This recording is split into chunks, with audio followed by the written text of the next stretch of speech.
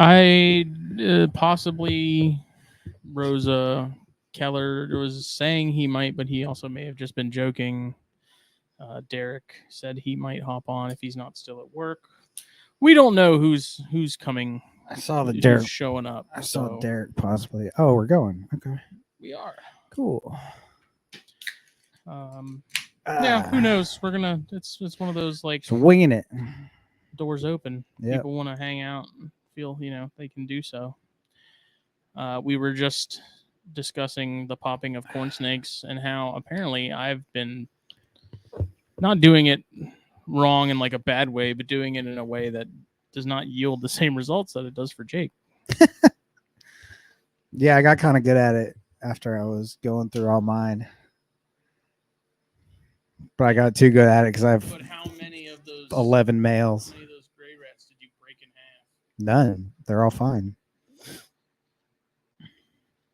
I didn't break any of them. Did I break your corn snake? I don't know. We'll find out in a couple years when it's kinked. Z shape tail. Oh man, I've seen some people.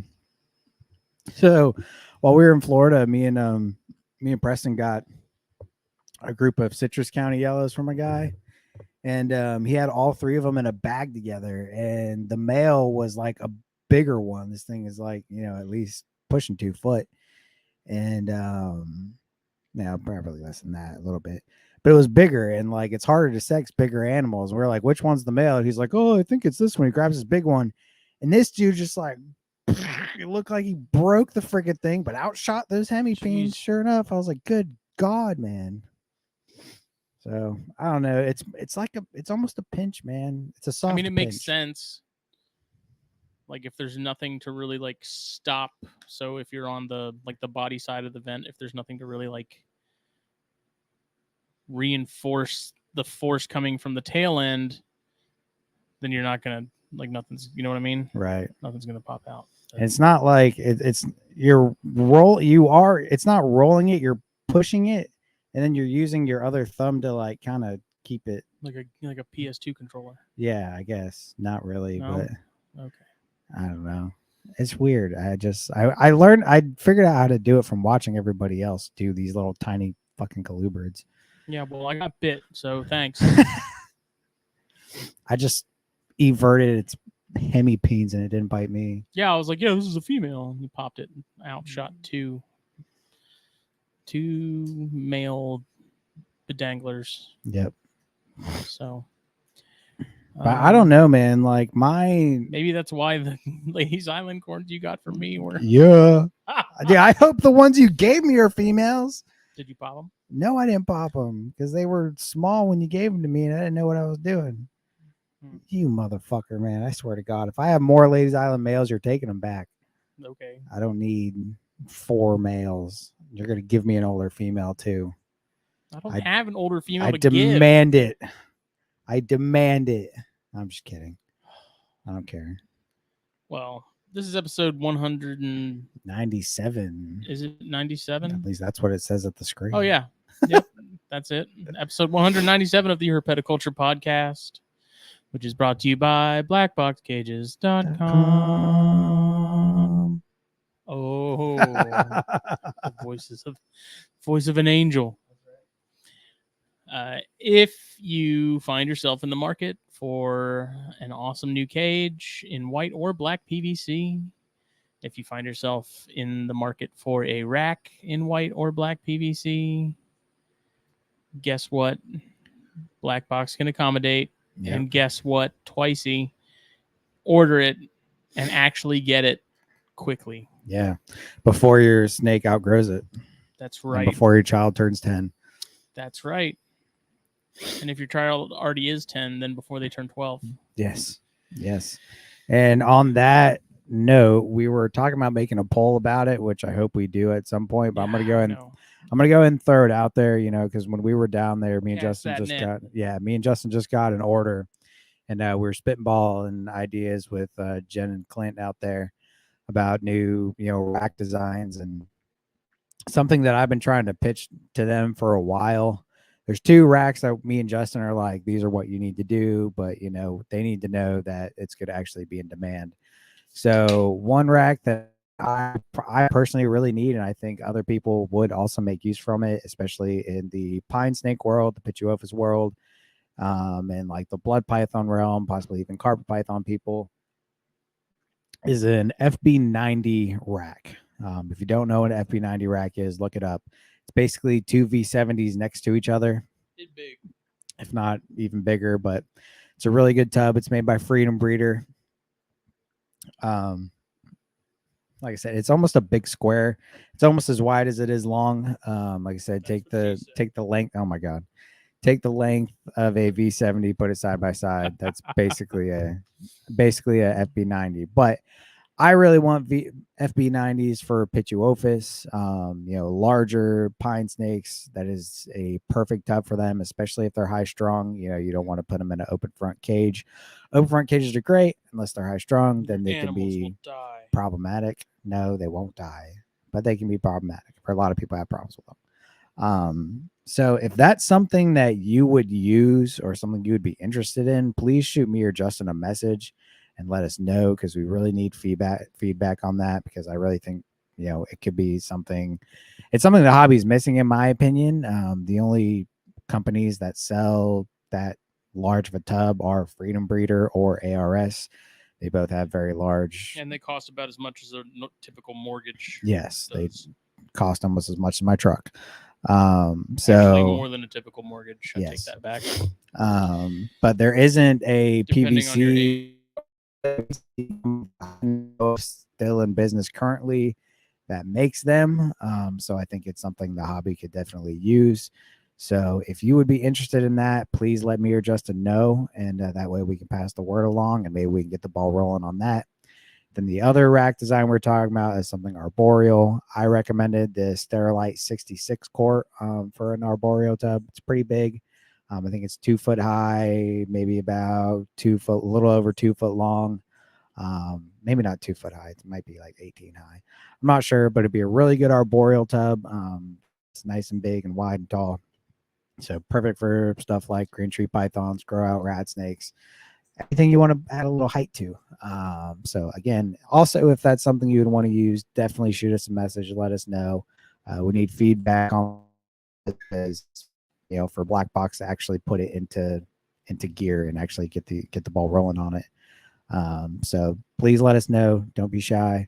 If it's something you would use, either one of those, let us know. Those are the two kind of main topics.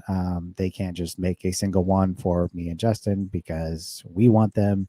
We want to know this is a product that other people would be interested in. So, I mean, frankly, you have more of a need for both those sizes currently than I do. If they did do the 66, it would be nice, because then I could probably ditch that Cambro rack. Yeah, exactly. And I know a lot of Chondro people. I think the 66 quart would be a lot more popular, because you can put anything in there. Like I said, you can put chondros in there. They'd be great for carpets, great for chondros, great for if you want to give your rat snake some height, which I always like to do. So I think that could hit a lot of people. The FB90, not too sure. That has more applications than I sort of initially thought after you and I had talked about it more. How do you mean? Just in terms of like stuff that would work well with that. Oh yeah, there's a ton of stuff, and that's the thing. A lot of people don't get them because they're like, oh, it's so expensive. But you also have to think this is a stack of tubs that are huge. They're very big tubs, and they would be great for your larger, more terrestrial stuff. Blood keepers love them. People put boas in them, smaller boas. People fit carpets in them at a decent size, and they'd be great for adult pine snakes. That's mainly what I want them for. I wouldn't use them for anything else personally, but I would have a ton of those for pine snakes growing out. So let us know if either of those would interest you, please, because I want to make it happen, and BlackBox wants to please the community. So if this is something that everybody thinks they will use, let us know. See if we can make it happen. But anyways, in the meantime, if you do end up getting something, if you are at the checkout section in the discount code bar, add the letters THN, get 10% off your order, save yourself a little bit of money. Yep. Every little bit counts. Shipping's expensive no matter where you go. But here's at least a little something, off the top.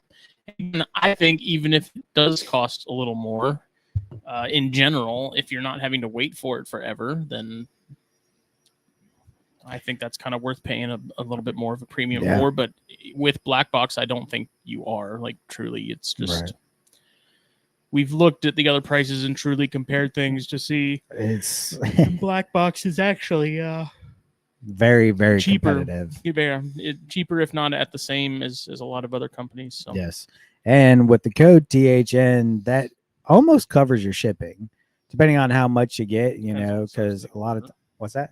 Depending on the side of the right, depending on what you get, and how much you spend, because shipping doesn't change a lot depending on if you get a certain amount of things versus one thing. So at the very least, it'll probably cut your shipping in half, if not almost free. So definitely worth it to use that code. Shipping's crazy. Yep, everywhere. And then after you're done checking out BlackBox, go check out our good buddy Steve with Steve Snaketuary and Steve Snaketuary's hot sauce. You will not be disappointed with his product. His hot sauce is very good. We have tried them all. We need to get another round and do another video of them. But if you like hot sauce, you like conservation, you support our first responders, Steve's the way to go, man. He's a really good guy doing public education, rehabilitation, what are all the fancy words you always public say? Outreach, all that good stuff, man. He's taken in not necessarily abandoned pet reptiles, but maybe surrendered is a better word. I don't know how I think it's a combination of a multitude of outlets that he ends up getting some of these animals, and he gets some of them and they come in really rough shape, and he gets them on the mend and has them looking great. And, finds new homes for them. So. Yep. He also catches snakes locally for snakes in people's houses and yards and relocations. Yep. So definitely check him out. He's doing a lot of great stuff. If you're listening to this, then I'm going to go ahead and probably say you're a regular listener. If not, and this is your first show that you're listening of ours, then welcome.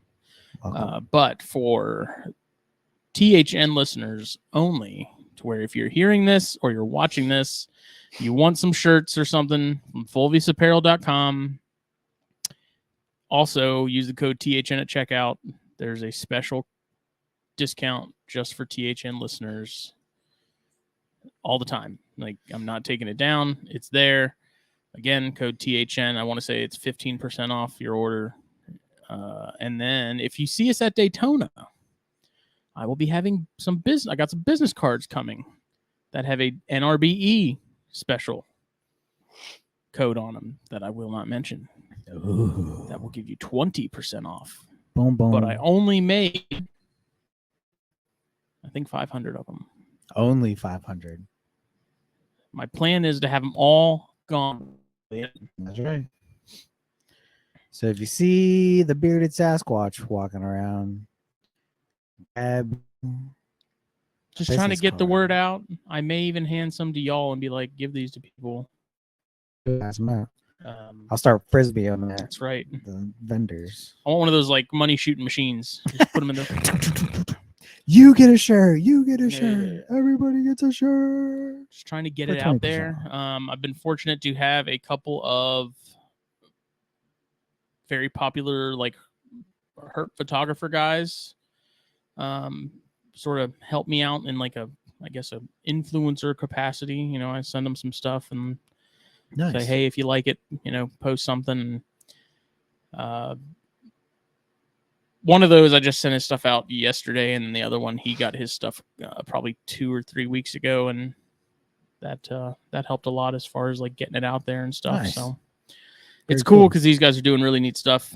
I'm pretty proud in the fact that Fulvis Apparel does not support dickheads. Like straight up, if someone buys and I know they're a free handler, I'm going to refund your money and say sorry.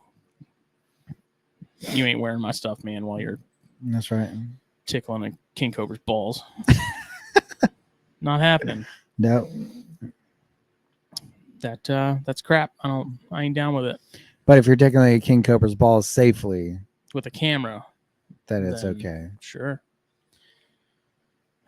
I don't know. It's I don't know. At some point, it may not be feasible to be able to keep track of all of that and know who's who. But to the best of my ability, if there's someone that I know is a regular douchebag with a camera on YouTube, and I'm not down with it, then I have the right to refuse. No shirt right of refusal. You. Have you done that yet? No. Okay. No. Fortunately not. Yeah. But yeah, man, Justin's coming up with some awesome stuff. Got some decals that I'll have on the website hey, soon. Got that cricket, son. That's right. Finally, okay, man, let me tell you the saga of this damn cricket. The last 2 or 3 nights, I've been ready to take that thing and throw it in the ditch behind my house. I've been getting so frustrated because I finally figured out what the main issue was. At first, I thought maybe like something was wrong and it just wasn't cutting right because it wouldn't cut the vinyl all the way through, so that when I go to peel off the extra vinyl, a lot of like the dots on eyes and like periods and text would come with it. And it's usually a very tiny piece, and it's super frustrating. Yeah. Because like as soon as you ball that vinyl up, you ain't getting it back. Like it's there forever. Like it's not happening. You're not getting it. So I finally figured out that some of the files I was using were like a lower resolution. So you have like pixels per inch or like DPI, like dots per inch, pixels per inch. And a lot of these were like 192, maybe 72 PPI, which isn't a lot. You want like 300 is like sort of the magic for number. what you're doing, for like what most stuff is needed for like printing shirts and stuff digitally and whatnot. 300 PPI is fine. Like that's cool. So I finally figured out today, if I up those file sizes to that 300 PPI, 350 maybe even, it guess it gives the sort of the brain of the machine or most printing machinery, like it sees more of the edges and things, if that makes sense. And so therefore it's easier. It cuts it smoother. Like the corners on text are more round like they should be. Because some of the stuff I noticed, and this is kind of a sign that I thought maybe it was a resolution thing, was like I'd print out some stuff last night and it's a smooth edge text. Like it's not a blocky text or anything, but I'd noticed some of the edges were not smooth. And so I was like, I see this when I print the vellums to get screens done for screen printing. If it's a low resolution, it just seems to miss some of the detail in edges and corners and things, and sort of like hobnobs them and makes them look kind of weird. So played with it today, and it's light years better. So cool, man. I think I finally got it figured out. Now it's just a matter of adjusting some arts to where like there's these small tiny details that I can afford to like get rid of, because with vinyl and stuff, like those Cricut machines are basically like mini CNCs, more or less. It has a little blade and you tell it where to cut on this, this mat, and it does its thing. And some of that detail it does fine, but when you get into like the really, really tiny stuff, it's so small that it really doesn't even matter at a point. So I just don't, man, it's like I come home and I'm in a rush to get stuff caught up and done, and then I have to sit there and spend more time figuring out the damn machine. And it's just, I haven't had enough time. Like even on the days off, I've just been so freaking slammed that I haven't, like if I had a solid day to just sit and like really fine tune something to where I get it exactly where I want it, and I can just print a bunch of them and then just work on like cleaning them up and then putting on the transfer tape and then cutting them up and getting them ready and then inventory and then put them on the website and just move on with my life. End up, what's up, Rosa? Hi, guys. Look who it is. It is Hey. Joe. Yeah, see, you're not freaking Rosa. I can't do this with both in. I can do it with one. That'll work better. Get the computers out of your ears. Dude, I can't. I need to find a pair of cans that'll actually go over both ears, and I haven't found the ones I want. I have to do over ear. I can't do like on ear. So you have the kind that like literally just sit on your ear, and then you have the kind like these that go over your ear. I got to do the overs. Like I can't. The ones that just sit there, I feel like at any point they could just pop off. I don't understand how your sound quality is any good with the wireless, man. I did somebody else's podcast with a wireless set of headphones. I went back and listened to it, and I was so quiet, and I was like, oh my God, that was a terrible idea. I just got lucky with this. The only time it hasn't worked is the time when Chris had his fan going, and you could barely hear it, and then later on it's like, oh, fucking cool! It's every time I'm talking. But yeah, this tends to work out all right. His setup is odd because like when he talks, it cuts out the background noise. Like he's almost got like a noise gate kind of thing on his setup. Like it's by default his iPad or whatever it is he uses. So when he stops talking, the sound of that fan in the background like ramps up. But as soon as he starts talking, like there's a proximity thing to where his iPad or whatever hears that and says, okay, deaden anything below this many, decibels or hertz or whatever. And then you hear him more clearly and you don't hear that. Because there's some times where like it's definitely way more noticeable, and there's times where I'm like it's not even there, but there's nothing's changed. It's odd. I don't know. Yeah. It reminds me. I used to have a pair of overs that I wore at the range, and they had a mic on them, so you could still hear your buddies talking, but anytime it was supposed to completely kill the decibel level when somebody fired a shot or something like that. Yeah. Yep. And they worked really well for about 3 months, and then everything just went to shit. They stopped working. Yeah, I've been curious about those. I've never actually used them because I'm cheap, and I just I have plenty over the head, because that's all I use for shooting is I use just over the head, ear protection, because I hate shit being like in my ear. So, but yeah, I've always been curious about those but I always figured like they're probably good for a while, but then they probably go to shit. Yeah, I prefer just regular overs seem to work better. Although finding them to not crush your ears into your glasses, that's always fun. Oh yeah, that's another one. My dad wears glasses too, and he's got the same problem. Anytime he gets done shooting, there's this line across his freaking head. Because he's like you, he's bald on top with the beard right here with the glasses. Are you my dad? He might be. I don't know, man. I don't think I can handle the cold as well as he could if was it Minnesota? Like, no, he was raised in Wisconsin. Same thing. No, it's not. It's all, I will fight you. I will fight you. It's all Canada. It doesn't matter. One's got cheese, one's got a cooler named basketball team. I don't know. No. It's true. One of them has the greatest football team ever in existence. The 49ers haven't moved yet. No. Shut up. I mean, count the rings, but that's all right. Yeah, I mean, he's got the freaking infinity gauntlet on his hand, dude. I don't care. We're the oldest football team in history. So it's easy to say that when you were the first football team in history. Exactly. It's the point. You're the first we're the oldest franchise. We're the oldest franchise in the NFL. You will put some respect on that name. I don't know enough about I wish football. Teddy Roosevelt had... I don't actually watch football. I just really like poking fun at other people's teams just to get a little irritated. Tom Brady is a god among men. And I think that's the Patriots guy? That's the was the Patriots. Is there any other? He is the Patriot. He is the Patriot. He should run for president. He would get so many votes just on the basis that it is Tom Brady. Honestly, it would probably work. I've seen a hell of a lot worse. I can see it. But Smitty, do you have any updates to share? Because I do. Dude, some of these Castagna Motley corns. Oh, these things are hot. Started shedding. Woo. And mother of God. So here's Joe was there for this in the Corn Stars group chat.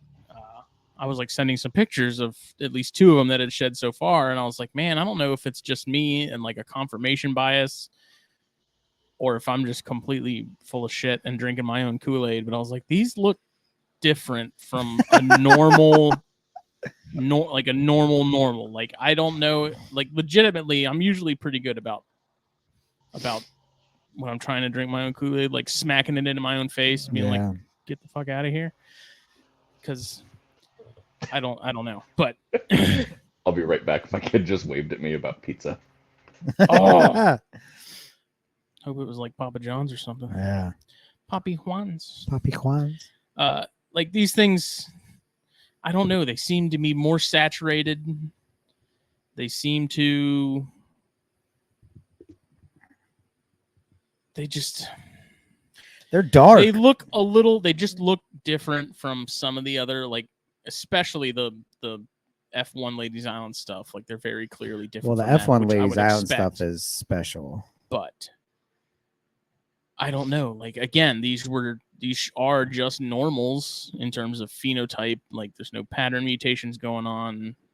You know, there are hets going on, and that's what makes me wonder if it's the hets that are causing this sort of like tweaking. And I don't know. They're going to need more sheds to really kind of know what's going on. But again, it's like I don't know if I'm wanting something to be there that isn't, or if it is actually like something. I mean, they do look different, man. I just saw that one that I proved you wrong on the sex with, and it looks really good. It doesn't look like your average normal. To me, it looked really dark. Like there's a lot of black, at least at this stage. Obviously, that's going to change substantially, in the future. But like I was impressed with them when they came out of the egg, because the orange great. they had coming out of the egg was really saturated, and they were already coming out sort of dulled out, like they're going into a shed cycle. So I was like, these will be really interesting when they get those first sheds. And like so far these things keep shedding, and I keep looking at the entire clutch going, all of you are staying with me. All of us. That's cool, man. Because there's even some like washing out on the saddles themselves. I don't know if you even saw that with that one that you were looking at. Yeah. Like towards where the saddle comes over and onto like the sides of the body, there's like a weird small section that's like getting washed out a little bit. And I don't know if that's going to end up being anything different, or if I don't know, man. Again, like this stuff happens, and I feel like a complete idiot because I'm like sending pictures to the group, and Westmoreland's in there, and Jeff Bong's in there, and all of you guys, Rosa and Nash and stuff, and I'm like, are these different? These look different. Everyone's like, they no, look different. No, man, you're an they idiot. Might not be, but I don't know. Dude, they look different. They're so much more saturated on that. At least the first third of their bodies. Their heads, which is like Castagna thing. That's why I'm like trying to figure out, like, is the het Castagna like doing that? Because Kasicki and them were like, well, Castagna's, it doesn't really pop up for the first couple sheds, which true, but maybe there's I don't know. Yeah, I'm still trying to figure it out for Caramel. A bunch of I hatched out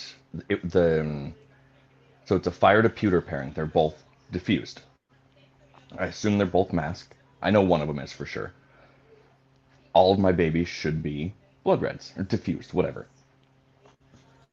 Some of them, the whole side is just, it looks like somebody took an eraser to it and just rubbed off all the pattern all the way down the body. And then some of them just look completely normal. I'm like, what the fuck are you now? They're all masked for sure.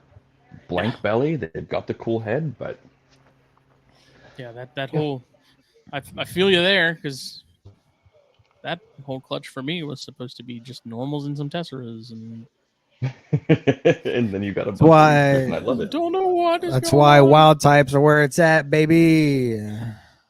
The more I look at that pied blood red male, though, the more I do think he probably is a visual hypo, because he is much more of an orangish, and rather he's not like a deeper red or any. I need to get some outdoor pictures of him when the lighting's decent. It's been kind of overcast the last couple of days, which is when I should have done it, because that's like the perfect lighting. Get some better pictures of that and send it to the group and see what Eric and them think, because that would be, to me, they all look hypo. They Like, definitely Right. ain't normal. They're not normals for I can sure, tell you but that. in order for them to all be hypo, that would require dad to be visual hypo. So I need to probably investigate that a little more, but I don't know. I mean, he saw one of the hypos, and those things are looking good too, man. Do you have a het hypo anywhere in your collection? Somewhere, yeah.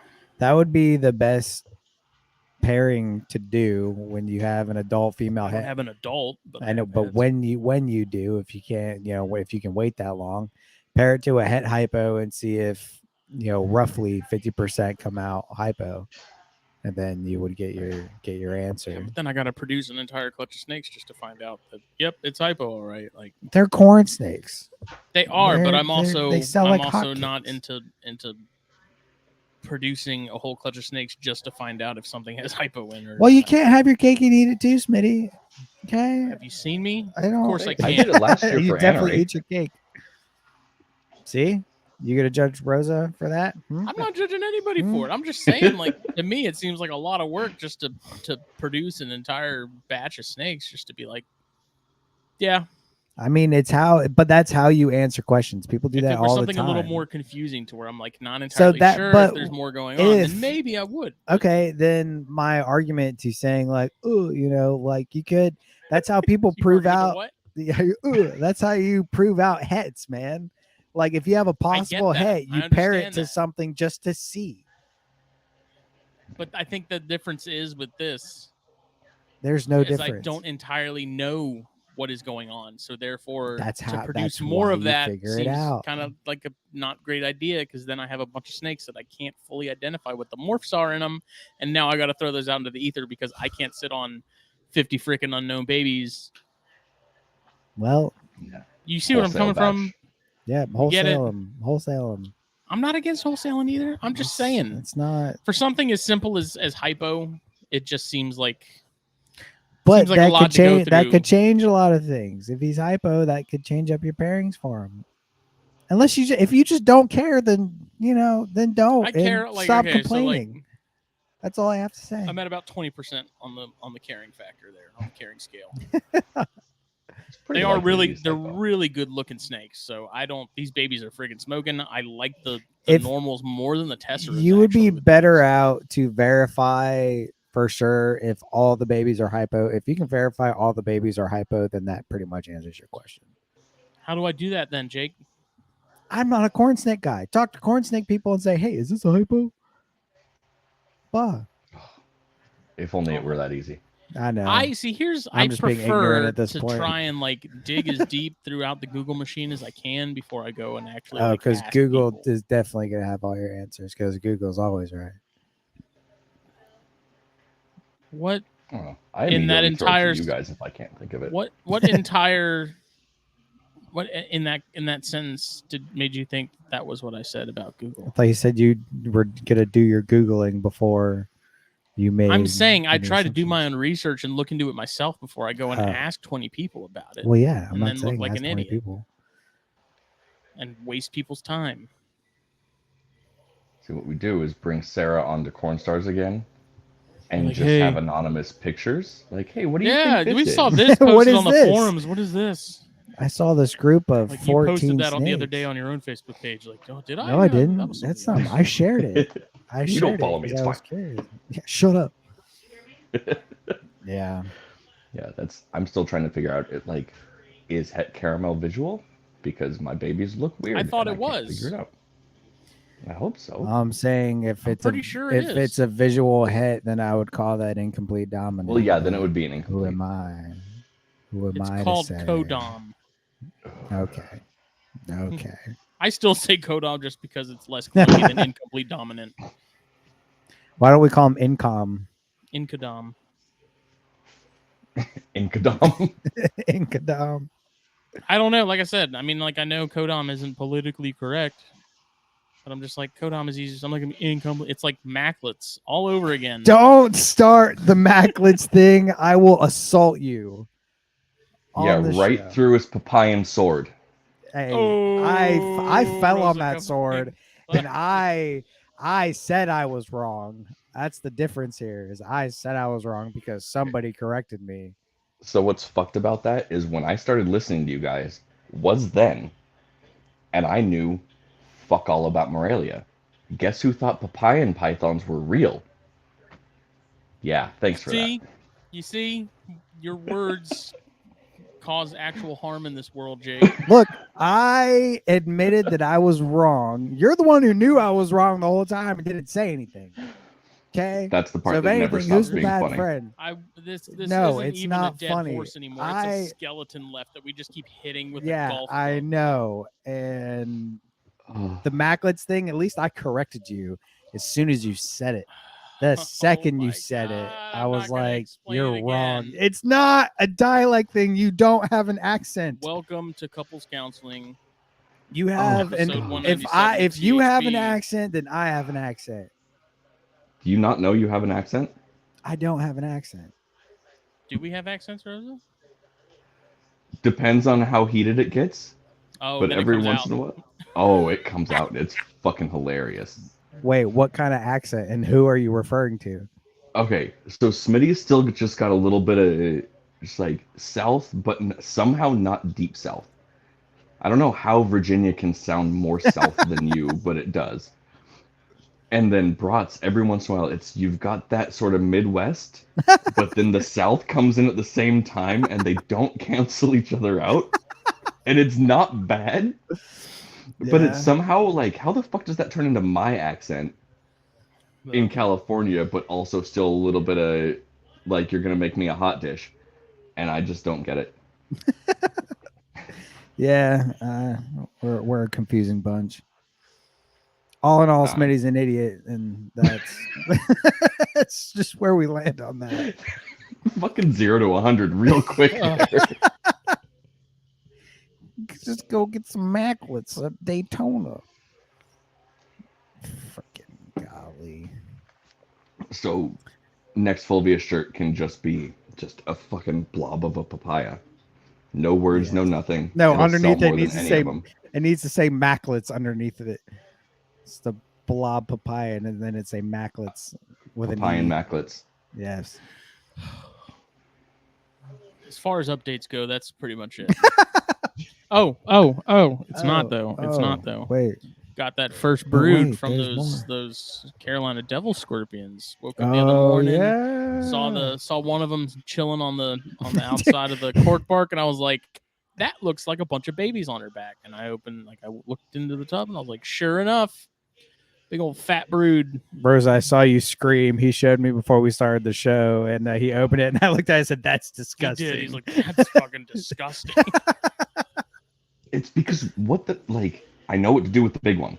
I can keep that off of me, but all the little ones. It's like when you crush a spider and all the babies just. It's not. That's only with wolf spiders. It's disgusting. Ooh, do they carry their babies on their back too? Yeah. Yeah. It's terrible. I was cleaning out a bunch of spiders in my garage the other day, and I broke a nest, and all of them just spread. I was like, oh my God. A nest? Yeah. You have a nest of copperheads in your backyard? Too? No, it was an egg sack and all whatever. I don't know spiders, but all I know is I broke open one of the things and a bunch of babies were like. How'd they go again? Yeah. Definitely not a spider guy. I respect them, but I don't enjoy them. I mean, we got excited. Guy, be a Spider-Man. Oh, I'll do that. I'll swing all day. But we found whatever our native tarantula is. I still can't remember what it's called because it's in Latin. Some species of Aphona palma, I'm pretty sure. Aphona huda? Yeah, I think everybody that I talked to was just like, oh, it's a California black scorpion. Or not scorpion, tarantula. But again, common names and tarantulas, who fucking knows? But we found it on the road, just cruising, male looking around, and it was amazing. I held up traffic on some random back road for a little bit. My partner parked on one side, and I got out so I could hang out and kind of shuffle him across the street. And that's the only one I've ever seen. Nice. But it was awesome. Nice. Oh, you were doing updates? I purchased my first Tessera. Oh. Yeah, from Chris.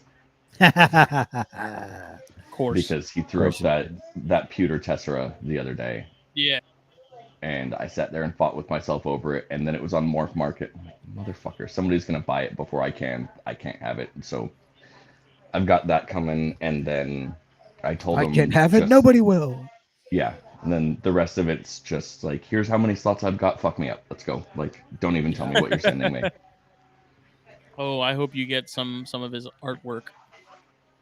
If I don't, I'm gonna be so sad. God, that Dude, artwork. I have two of them I on my save it. fridge. I have them taped in my closet. Mine are on my fridge wall. for the world to see. Yeah, it's gonna It's go great. up in the dresser. I can't just hang it up in the room because the kid You comes in can here. But frame it. yeah. Big whoop. oh, I'm framing it. I'm just gonna. I have doors on the dresser, and so it's gonna go in. So when I get ready in the morning, There it is. I'll just like, I won't have a picture of my family or like an inspirational quote. I'm just gonna have whatever Chris sends me, and it's gonna be amazing. Jake has one of a dick riding skateboard. The other one's Bona Lisa.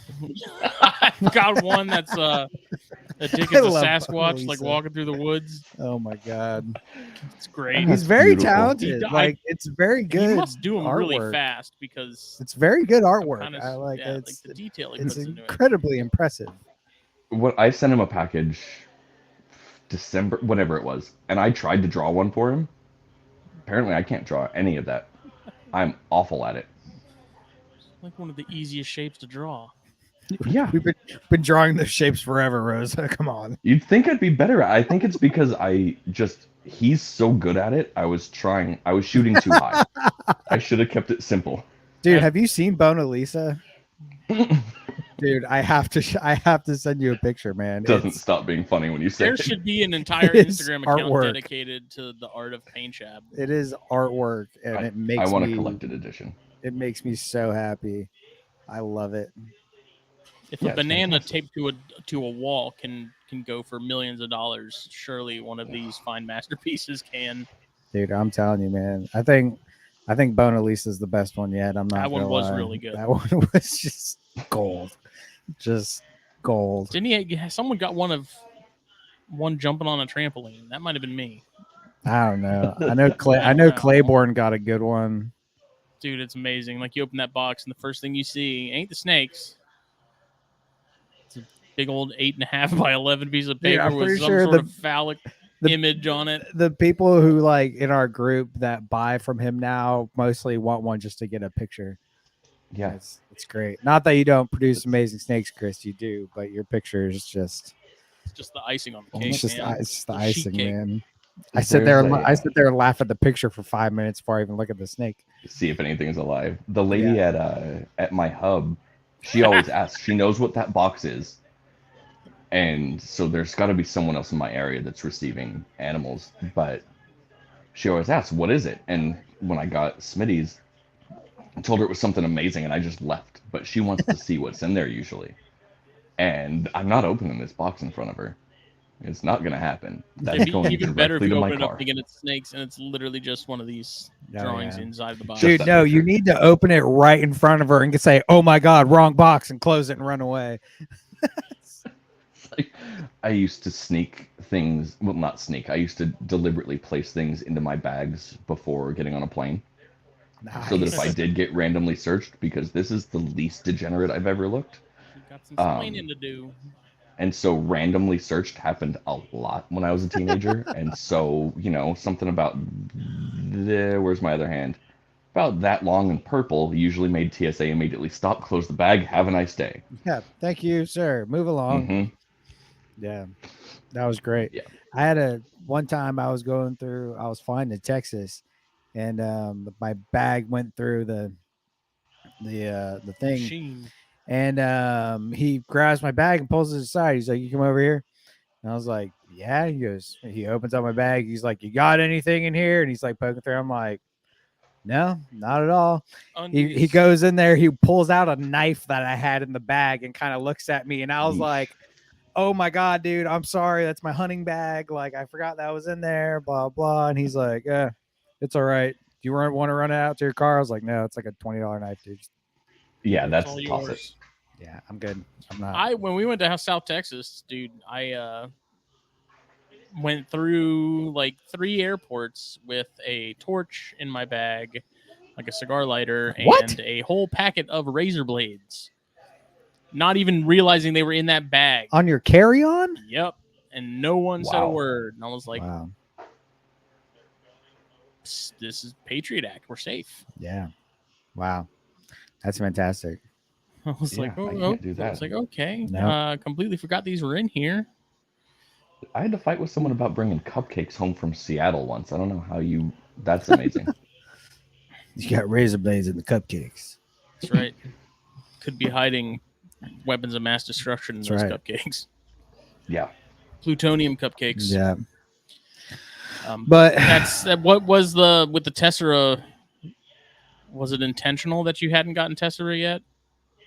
I didn't like it before. No. Like, fair enough.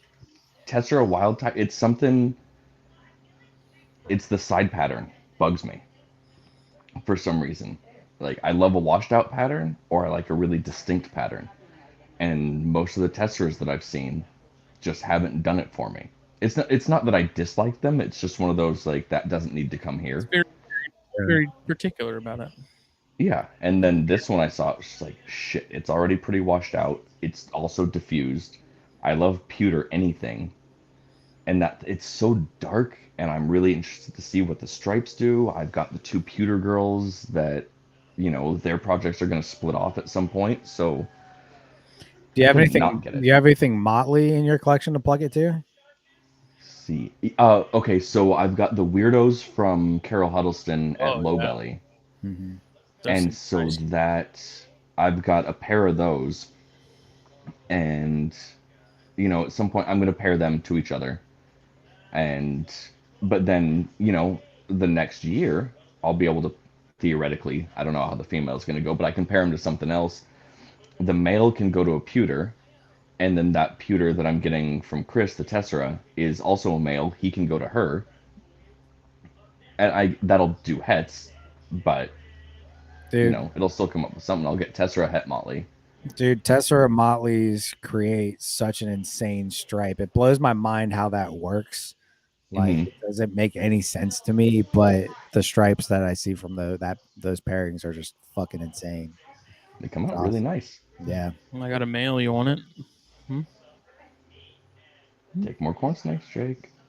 Who, me? Yeah, you. I don't want it. Are you kidding me? You need more. You don't have enough rat snakes. I have plenty rat snakes. I have don't need a bunch 4. I have 4 don't need corn snakes from Ladies Island. Too late for you to eat any of that.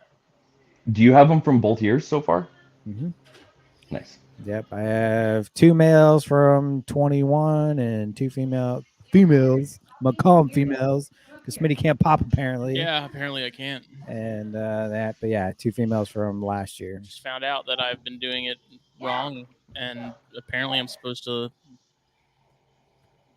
fold the back at the vent like a freaking origami. You don't fold it. You just give a little pinch. It's a little pinch. That's it. I don't know. I ran through this clutch day before yesterday, maybe the day before that. I'm going to go through and do them all again because I don't trust myself, but one of the males straight up made a pop sound. Oh, like, God. It popped out, and it was audible. Yeah. Oh. I hadn't had that happen before. It was distinct. Well, before Jake leaves tonight, I'm going to do some, and I'm going to get it right. We'll go through it, buddy. Yeah. But as far as updates for me, because we didn't talk about it, I haven't talked about myself in the last 2 episodes. Okay, Jesus, sorry, I have things happening too. Well, don't. No, I had my white oak clutch hatch. Those are fucking awesome. They look really, really good. Most of them have eaten already, but I had some pinky problems. I ordered small pinkies that are supposed to be a day old, and they were just as big as my large pinkies. Because you didn't get from Smith Farms. I just asked Smith Farms if he had any, and he said no. Out of stock. Yeah, exactly. So, yeah, so some pinkies were a little too big, and unfortunately I had 2 of them regurg, which is never good. But then I think only 4 of them did not eat for me. So I'm letting them sit and chill for a while. Well, not a while. I'm going to feed them tomorrow or Saturday. You cut the pinkies? Every single one. Okay. Are you happy? Yep, I'm proud. Yeah. Probably not going to do it with the really small ones because they're tiny. That's the ones you need to be doing it with. They're so small. And that was messy, dude. The snakes or the pinkies. It How deep was are you cutting? You're not messy. supposed to go that far, man. I don't know. I was just using a razor blade and just take your finger hacking 'em. and just enough to where you're like just barely breaking the skin. I don't know. I was chopping those suckers, man. Yeah, Because on a couple of them, they were so big. I was trying to squeeze some juice out of them to make them smaller. It was nasty. It was horrible. Okay, that's actually a good idea. I like that. Right? Thank you. Here, have a little skin bag. Well, they were too big. Eat up. Let me just squeeze didn't all the have important anything stuff else to out so you do. can have this giant condom of a meal. Yeah, so that's what I did. And a lot of them, most of them ate the bigger pinkies okay. There was a massive freaking lump in them. But I will say I saw the cutting in action because the lump was gone like the next day. It actually kind of blew my mind. I checked on the next day and there was almost no lump in them. And I was like, well, damn. So I've actually had kind of I realized that, and this will be interesting to find out, because I'm only feeding these babies every Saturday. I'm wondering, like, because normally we would feed them, because I had the same thing when I fed those hypos that first meal. Within like 2 days, the lump was completely gone. It was like they didn't even eat, and those were like decent sized meals because it's a baby corn, it's a brand new baby. They're tiny, and so then I'm like, well, crap, like maybe by the time I weigh them again, they'll like have absorbed so much of that meal that like they're not even going to really make a gain. I mean, I don't know. I wouldn't think they would make much of a gain from one meal as it is. No, for sure. But I'm saying consistently, if they're only getting fed once a week instead of once every like 4 days, like you would feed those babies more frequently, or most people do. I don't know. We're gonna find out. We'll see. I'm still gonna stay on the once a week thing. I don't see the point in, because it's not gonna. All it's gonna do is make them grow faster, and I don't really care about that as long as they're eating. I'm kind of, especially for problem feeders. If you're a breeder, you're supposed to feed every 3 days. Right? But I'm of the stance with problem feeders. I don't like offering food if they refuse. I'm not offering 3 days later. I'm waiting another week. I'm of the let them get hungry and they'll figure it the hell out. And if they don't, then they don't, and we'll go from there. If they don't eat, then after a certain amount of time, then it's like, yeah, okay, you might have to take extra steps. But the first few tries, like I'm not worried about it. That's just me. So I let the ones that didn't eat last week, I let them sit for another week, and I'm going to try them again tomorrow or Saturday and see what happens. But yeah, other than that, the white oak clutch hatch, they're looking great. Got them all set up. When's the second clutch supposed to hatch? The yellows. You got a double clutch from the white oak, right? Yes, that's still another month out. Yeah. The yellow should be hatching soon, all right? Yes. No, I probably have close to 2 months on the, not quite 2 months, but about a month and a half on the other white oak clutch. The yellows tomorrow is 60 days. Okay. So we'll see. They should be hatching. Week or so. Yeah, maybe less. The white oak clutch hatched at like 64, 65, I think. So who knows? They're hatching. And then last night I got a double clutch from that yellow. Really? So yeah. How many was that one?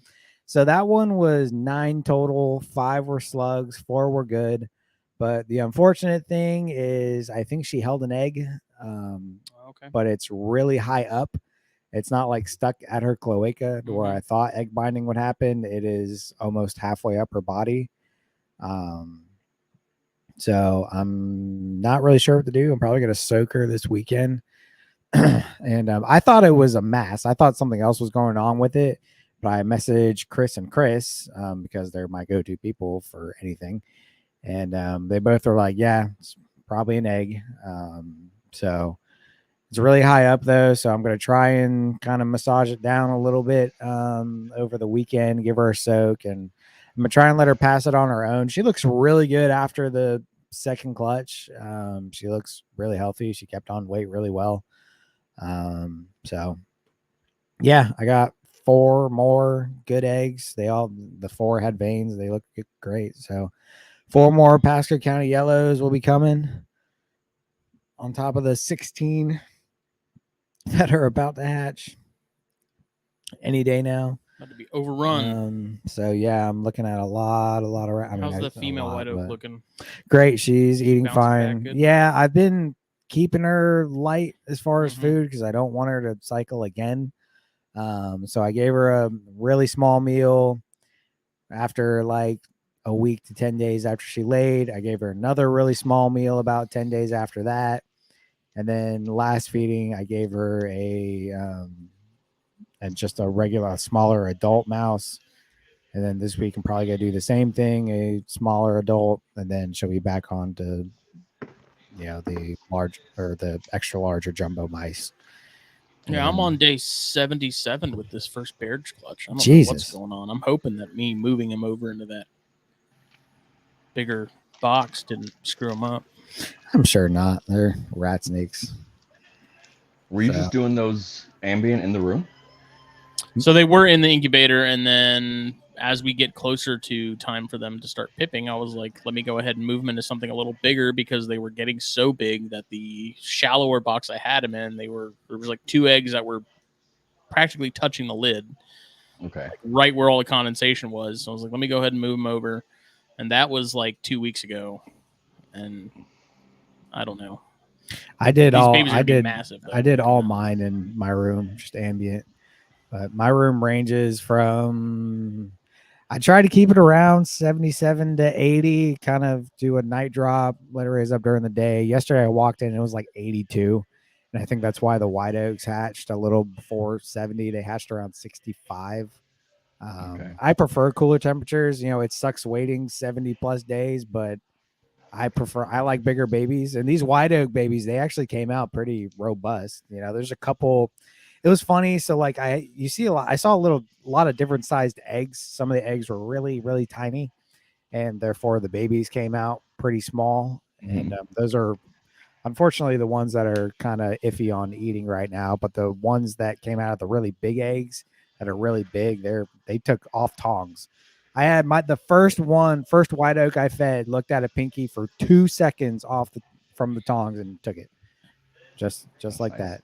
So that was awesome. I had the majority that actually ate off of tongs.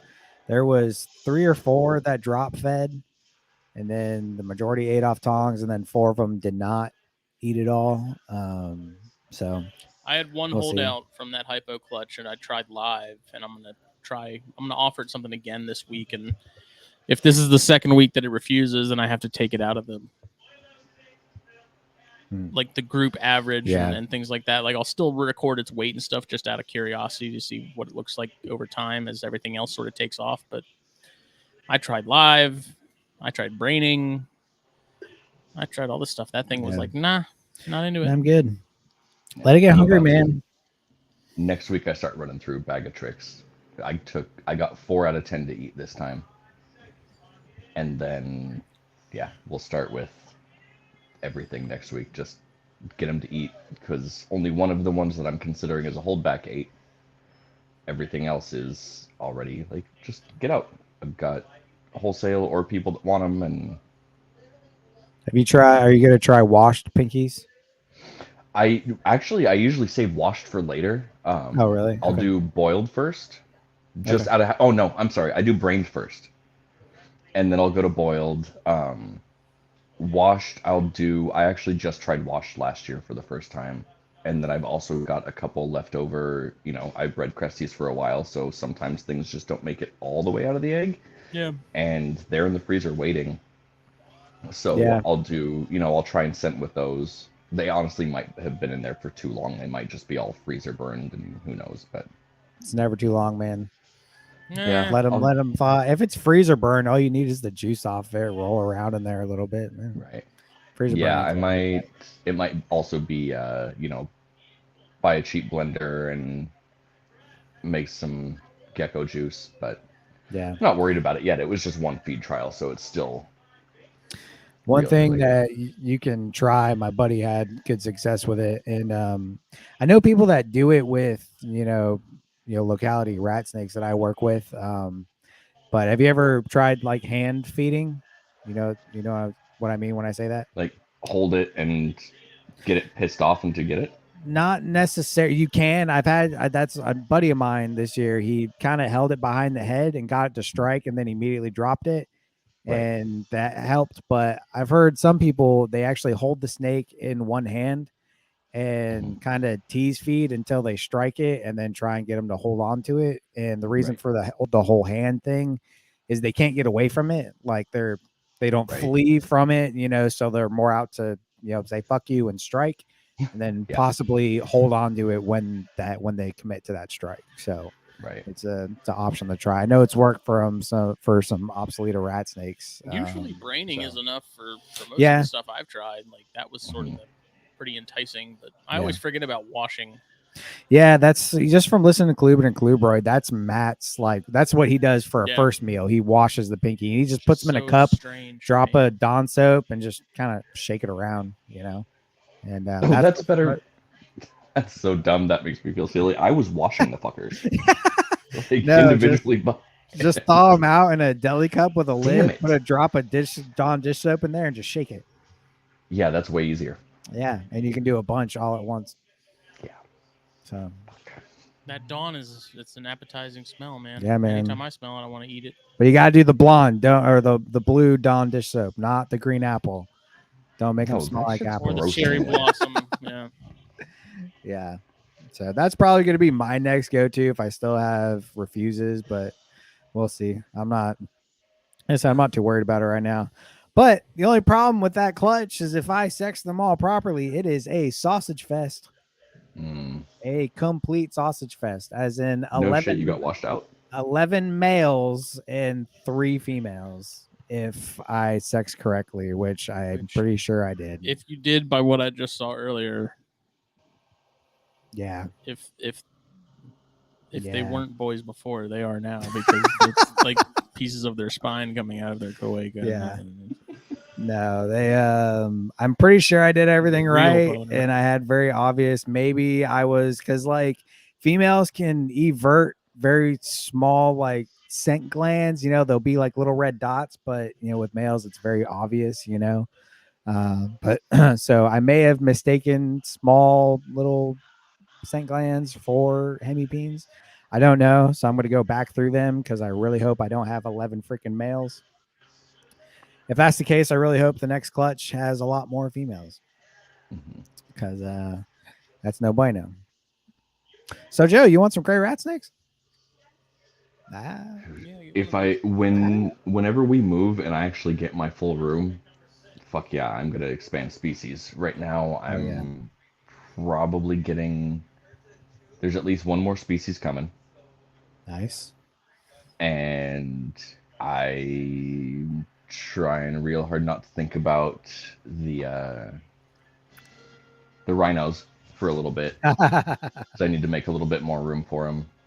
And then one of my buddies that I hang out with at the shows, she breeds Sonoran gophers. And she's got this albino that I've been hanging out with this particular snake for a couple of years. Whenever I go to shows, she's got it. And somehow, I don't know how it hasn't sold. And I felt like an idiot for leaving it there last time. And even my kid, I've got a 10-year-old daughter that just basically shaking her head like, you should have bought that fucking snake. Yeah. And I told her, well, it's going in your room. Do you know how gross gophers are? She's like, I don't care. One gopher won't be bad. She's also got the majority of the corns in her room. So yeah. Man, that's a slippery slope though, man. You get one pit, they're addicting. And that's the problem. It's albino, and I think it's also it's pit, so exanthic. Yeah, I don't know morphs for pits at all, but there's exanthic, yeah. Yeah, so then that means I need a pair. Pits are fun, man. I really, really love mine. I think I'm pretty much tapped out on them because my room stinks. But I love them so much, man. I have a big, so I have a pair of, I don't know if they would be considered Sonorans or not, but I have a pair of fork line gopher snakes. They would be Sonorans, actually. I have a pair of fork line gophers. I don't know if you know about the fork line. I know so little about pits other than I've got Pacific gophers here. Okay, cool. And yeah, these are basically from Brewster County, and like the fork line kind of works like a morph. It kind of doesn't. It's really weird. There's like a low expression, a high expression, super, and all that. I have normals, but they can produce low expressions. They're really cool. The female is the spawn of Satan. She's olive, pushing 6 feet long. She is a absolutely horrible animal, and she shits bigger than my dog shits. oh, nice. So it's Your dog is little. disgusting. Yeah, I know he is little, but it still says something. That she leaves a pile for me, and it is gross. But Yeah, I love her. I don't have a dedicated room right now, so it's either living room, kitchen, or the kids' room. And I'm pretty sure as the grossness level goes up, the more I get in trouble for it, and I just don't Oh want yeah. to deal with it. Oh Kitchen's yeah. easy. It's a Euromastic, so that thing's not gross at all. But everywhere else, like there's some of these animals are fucking disgusting. Yeah. I have snakes kind of everywhere right now. I have my snake room. I have a whole room for snakes to a spare bedroom. And then I have 2 separate quarantine spaces right now because I had some stuff that was captive bred, then a bunch of wild caught, not a bunch. I got 4 wild caught animals, and I was like, I don't really want to quarantine these together. So I made a kitchen quarantine. Right. And yeah, I talked to my girlfriend, and I was like, hey, what do you, because I like the kitchen better personally. I was like, what do you think of making this corner in the kitchen the new quarantine space? And she paused. She looked at me. I was like, oh, God, I'm about to get slapped. She was like, does that mean no more snakes in the bedroom? And I was like, yes, it's exactly what that means. No more snakes in the bedroom. And she's like, fuck yeah, you can have the kitchen. I was like, yes. So worked out nicely. So new quarantine is going to be the kitchen once everything clears out of there. Nerd. And yeah, I got a big old rack in there now just for quarantine stuff and some heat pads and ready to rock and roll. Yep. So Yeah. Not allowed bedroom animals. I was told that we could get a panther chameleon for the bedroom, but none of us actually want one. and that's it. Quarantine's in the kitchen. Everything else can just wait until there's more space. Yep. I really like carpet chameleons. I don't even know what that is. Those are freaking cool. I've never seen one. A carpet chameleon. Yeah, Google it. I wanted dwarfs for a little while, just tiny. They're little. Cool, man. Those are really cool. But the first time I saw those, that guy actually sold me my first crested gecko in like 2001 or 2, somewhere around there. And luckily, I didn't get the chameleons because I didn't know what I was doing for more exotic species back then. But chameleons are not for me. So I have seen the carpet chameleons before. I didn't realize they were called that. Mm-hmm. They're small. My thing with chameleons, man, like I almost, when I was younger, I wasn't allowed to keep snakes, but I was like, whatever lizard I can get, and I had leopard geckos, I had a beardy, I was looking at getting a chameleon. I almost did. Thank God I didn't. But my thing with chameleons now is like, they don't live that long. It just like, it makes me sad. So it's just, I don't want that. I get attached to things too easily. Mm-hmm. But I don't know. Yeah, I'm just done with lizards altogether. I tried it again. I really tried with those cave geckos, and they were good. They were fun, but they didn't jive in my room very well. And I realized I still hate bugs. I hate dealing with bugs. I hate dealing with things with legs. And I'm like, all right, I tried it, and it's still not for me. So that's why I don't do bamboo rats, man. Like I wish I could, but it's just my room's too warm. It's too hot. Something like bamboo rats would do great, like in my house, because they do awesome. My girlfriend keeps the house cold like all the time. I have to beg her to turn it up to 76 or 77 when we're not home, but because my electric bill is going through the fucking roof. It's going through the. Stays at 72. Dude, your electric bill is probably insane, dude. That's why I'm working. Yeah, good. I can't. No, I refuse to be sweating while I'm sleeping, man. No, why? See, that's the thing. I don't mind it being turned down. We turn it down to 73 at night when we go to bed, but that's my new rule. During the day, it's 76 or 77 because I ain't fucking with it. That's still too hot.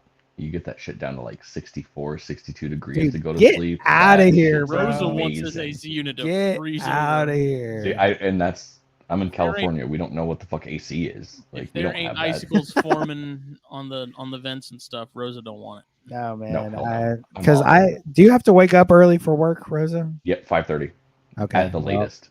That's my thing is I don't like waking up in the freezing fucking cold. I've done that. I'll give you that. I've done that way too many times. But I thought you were from Wisconsin. I was born in Wisconsin. I was not raised there. Okay. There's a big difference. So you can't claim it then. Yeah, I do claim it. I You gotta ride or die, man. I am ride or die. You're either in or you're not. Listen here, there, bud. We'll fight about it. But no. If you have a child and don't name it Bobby, it's gonna be a sin. Want to be Bobby. Canadians? Bobby. Hey there, Bob. No, Yeah, I can't do it, man. Sounds amazing. I lived in a house that the heat wasn't working for a period. That sounds amazing. And it was winter. It was the year it snowed here. And yeah, I woke up and luckily I had a heater in my room because I had snakes. So I had a space heater pointed out the rack and it kept it like 70 something. So that was fine. And it was like 50 something degrees in my main house. And it was horrible. It was no, it was not great. It was terrible. Yeah, just wear a hoodie, man. Yeah. Yeah. Not when it's 50, man, inside your house. That's wrong. 50 is when it starts getting good. Outside, not inside. No, I'll leave that You to guys y'all, have, man. When it snows over there, is it immediately just like it's the fucking apocalypse for everyone? Yeah. Yep. Yeah, the entire town shuts down. Which is surprising because we have so many transplants from up north. You would think they know what to do. But yeah, man, it's like if we get snow, it's a laughable amount. It's the last time we got snow, it was like the most snow we'd seen in a long time, and we got like 3 or 4 inches. All right. And it was the apocalypse. I work for the county and I didn't go to work. Yeah. Oh wow. I was the first one back to work because I did have to go to work to go unfreeze the steps to the admin building and stuff. But that's the problem here is we get a lot of freezes once it gets cold because it's so wet here all the time. Okay. Then things get very, very slippery. Things ice way before it snows because it's wet here a lot. That's what she said. You wouldn't know nothing about that. Yeah.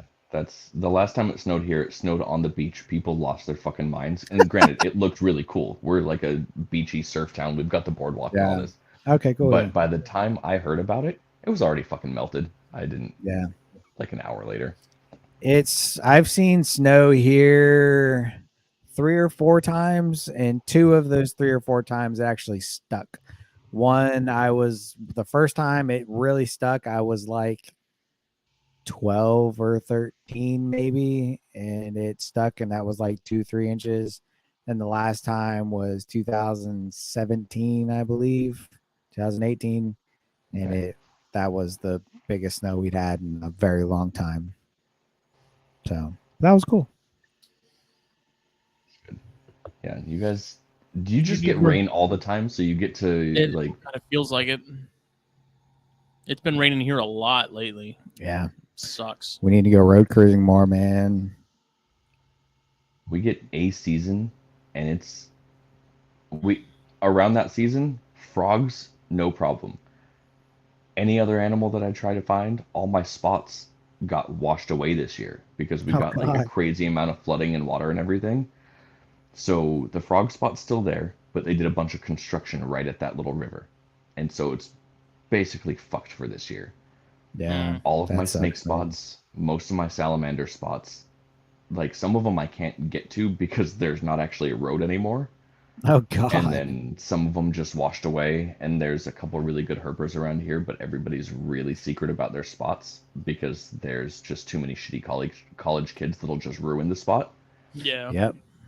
It's not even like collectors, it's people just leave things trashed. Yeah. So I have to go through and either find or rediscover a bunch of spots. My mom's got spots at her house. None of the animals are ever there when I'm looking. Got like gophers and garters and stuff. Yeah, she can find them no problem. And then she's got There's fence lizards all over the place. Scoloporus something, I don't know which ones ours are. And she's got like little structures and stuff throughout her garden so they have a place to go when she's mowing the lawn or like doing Nice. yard work and stuff. Yeah. And so there's a pretty good community of them there. But yeah, I can't find any of her snakes. I haven't found a snake there in probably 15 years. She finds them all the time. Luckily, my spots are like, granted, I have to drive kind of a while to get to any of them. Every spot I have is a minimum 30-minute drive, if not 40, 45. But yeah, they can be. It really depends on the time of year. Right now, nothing's productive because it's so freaking hot. It's been ridiculously hot lately. But with all the rain, the other night, me and Smitty had a decent night at Hunt Club. Obviously, we didn't find what we wanted to find, but we found some snakes and a chupacabra, whatever that was, running through the woods. Yeah, we don't know what it was. I still think it was an armadillo, but I think it was an albino. It was whatever it was. It was white and mysterious, and we have no idea. It was white. You just reminded me of one of my favorite herping times ever. We go down to hang out with Travis Johnson and his family. So nice. Living Legless. Yeah, I know. Travis. And it was before they moved to Tennessee. And I think it was me, my partner, and my kid went down, and we were there, I think the day before everyone else was supposed to show up for Travis's birthday. It was going to be Carpet Fest 2020, but then everything went to shit and got shut down, so we didn't have it even secretly because that would have been wrong then, and we totally had it. So we showed up, we all went out to dinner, and then we went to this place that Travis and his kids had found the biggest gopher snakes I've ever seen in my fucking life. They look like bull snakes. That's just awesome. Huge.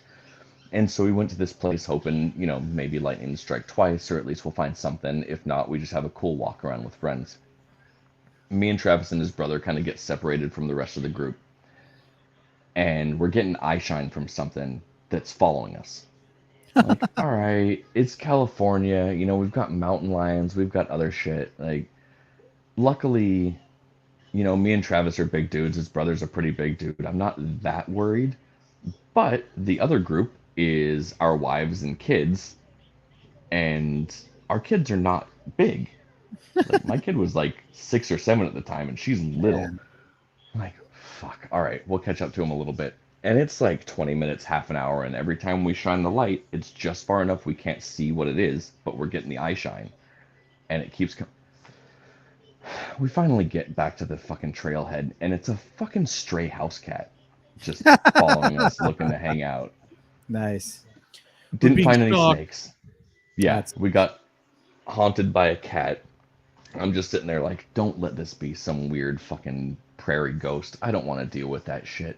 Dude, that when we were out there, because we saw this, like I said, I think it was an armadillo. Maybe I was looking at it wrong, but this thing was like pitch white. I mean, as white as my face looks in this light right here. Like, it was pitch white, and it was walking like an armadillo. They do this little scurry. I don't know. Then we found a garter snake right there. That was cool.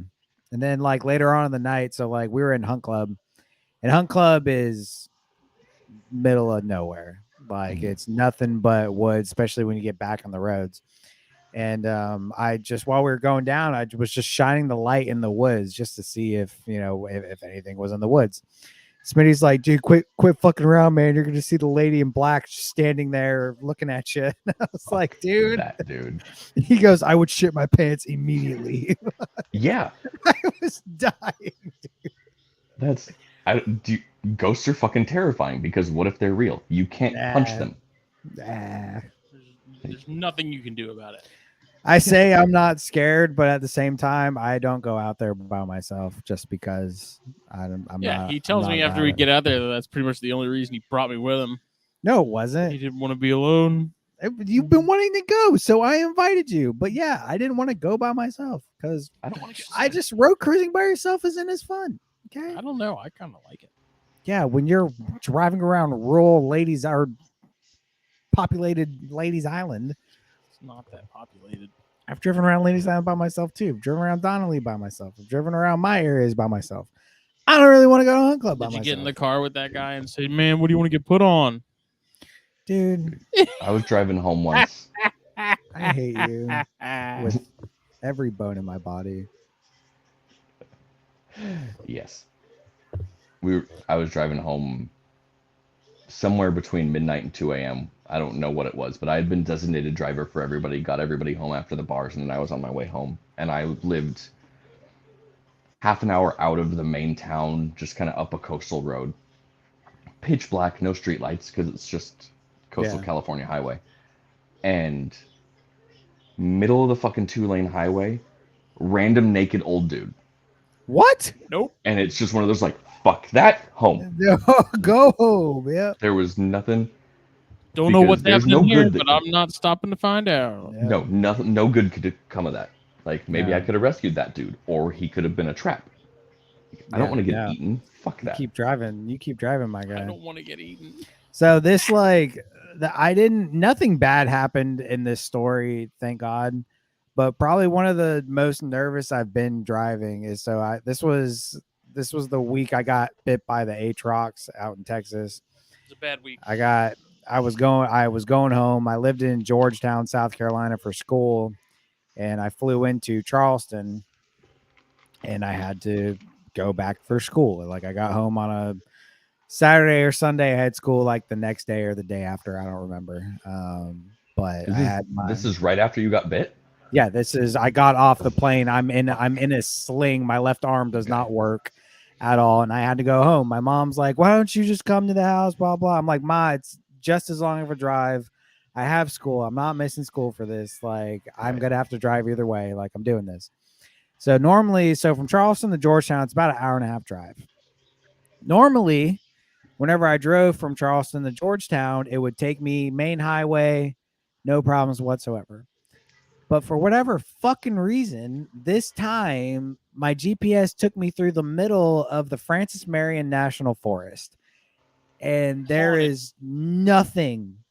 When I say nothing, I mean nothing out there but trees, forest. And the Blair Witch. Nobody lives out there. So I'm driving, at the time it was my mom's minivan because my Jeep was broke down. I was driving my mom's minivan with one arm, like literally just sitting on me. My Hemi was in the shop. All the way for like an hour through the Francis Marion National Forest. And the whole time I'm sitting there, I'm like, dude, if my tire blows, deer runs out, like I don't have good service. The only reason my GPS is working because I started it at the airport. Like if something happens out here, I'm fucked. Like just out there all fucked up trying to heal from your bite. Yeah, dude. Like my arm was incapacitated. You couldn't put that much pressure on my hand without it feeling like razor blades, like going into my hand. It was horrible. And I'm like, I can't change a tire right now. Like that's not going to happen, like in no way, shape or form. And I'm like, it was horrible. Luckily nothing happened and I made it home. But yeah, I was terrified. I was thinking about that on my way home from work, specifically your bite. And I know the aftermath of it was trash. How was the actual, like, the initial strike? How bad was that? Like any other snake bite. Okay. I was just curious about it. No, the actual bite didn't hurt. You know, it wasn't a massive, I'm sure if it was, you know, a 5-foot Aatrox, it would have sucked a lot more. But, I mean, this thing was probably about 3 foot.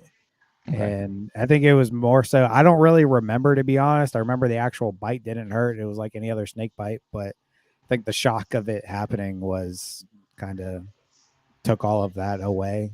I didn't really realize what had happened.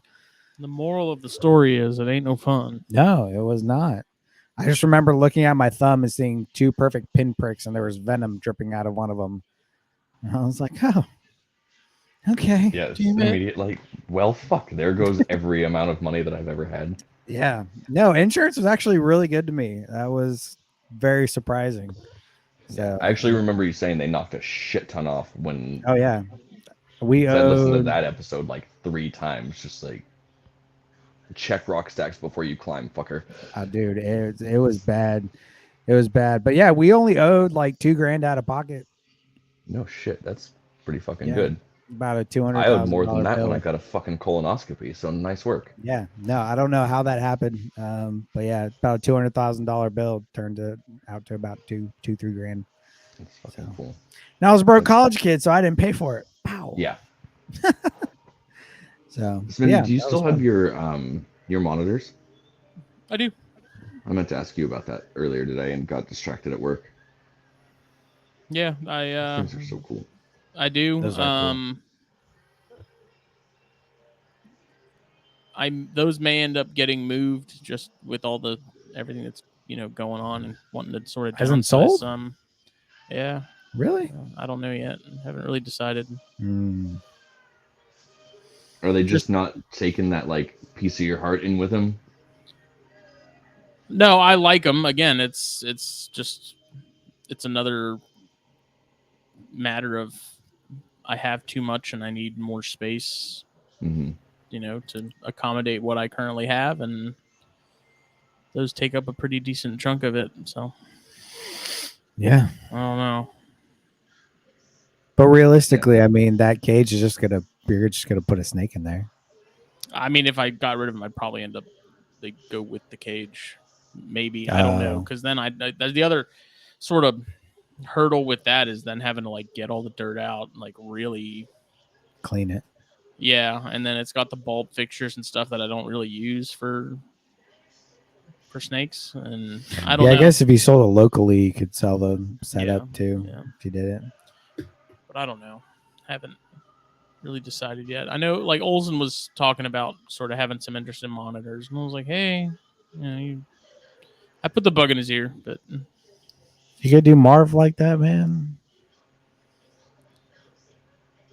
It's so much easier to focus in on some other stuff. Yeah, it's very true. I'm having that same problem, like the crested geckos. The amount of cresties that are still here takes so much of my focus away from having time to deal with the snakes and really focus in on, keeping 3 or 4 separate sets of parameters for certain things, and right. I'm trying to kind of zero in on having a more broad scope that more things can fit in. Right. And I mean, I don't have to like do heat lamps and shit for the crested geckos. Their temperature is basically my temperature, but like not having to deal with 8 planted tanks plus a bunch of babies and other random stuff when I could be focusing on, here's all my corn projects and this carpet python that I want a bigger cage for, and all this places. I want to move my Uromastics into a different place and put it in a 4-foot, things like that. Man, I tell you, that's like, because there was a period where I only had carpets, specifically poplin carpets. And like, I really enjoyed having that focus, but at the same time, it's like it was just poplin carpets. Yes, they can look very different, but they're still a bunch of poplin carpets. Ever since I've kind of made the transition to, rat snakes, I've really enjoyed it because it's centralized, but it's also not. Like they're all different, they all look different. They all have their own personalities. And I tell you, I really enjoyed being a lot more centralized. It's like all the stuff has essentially the same care, even the Pituophis, they're in the same temperatures and all that. But it's all the same, but it's all very different still in the same aspect. And I really enjoy what I'm doing right now with all of them. It's fun not having a ton of different species. I mean, for me, it's like looking at what I have, because a lot of my stuff is still pretty small, at least on the corn front. And like remembering that there's going to be a point where those are going to need bigger spaces, and I want to get more of the V70s. Like I'm going to have to, at least with the stuff that I'm planning on holding on to. And so it's a combination of really needing to really go through here in the next week or so and sort of look at what is non-essential and figure out what I want to do and what the next move is, just because like the issue, especially when you're producing stuff and you're having multiple clutches and you're wanting to hold stuff back because it's a particular project, and wanting to hold back more than just like a pair of something. I definitely try to be good at looking downrange as far as I can in terms of like, okay, in the next 2 years, I'm probably going to need this. Need 70s. I'm going to need some other stuff, and like just trying to be cognizant of that now rather than when the time comes and I've got adult corns and it's like I don't have anything to put them in that works and should be what they need. Well, just so it's tough. Just an idea for that. If you get in a pinch and you need 70s, they have, so the 110 core hefties that I use, they make like a 42, 46 version. It's just as long, but it's shorter. It's basically a V70. So push comes to shove, you could have a stack of those on top of your V70 rack, to kind of house some bigger stuff without having to need a V70 right away, at least right away. Yeah. Yeah. And it's, I don't know. It's definitely sort still of hard though. Learning knowing your limits. Yeah. And to me, it seems like over the years, I have to learn that limit. Like there is a sweet spot, I think, for everybody. And for sure, I periodically have a tendency of getting stuff over a handful of years and then being like, this is too much, and then scaling back, and then I just start over again. The lesson repeats as needed kind of thing. Yeah. So I don't know. And it sucks because I'm at a point with a lot of stuff I have now where it's like I have a plan for things somewhere, down the line, like, the pair of the nice pair of A male corns I have from Kasicki. The female I'll probably hold on to. The male I don't really have any really pressing plans for. I've got that candy cane tessera male that I love, and I don't want to get rid of him, and I want to get candy cane stuff eventually. But again, it's one of those things where it's like, when is that going to happen? Because that then requires me to get more animals. Yeah. It's just, it's frustrating. I think the problem is it's not me.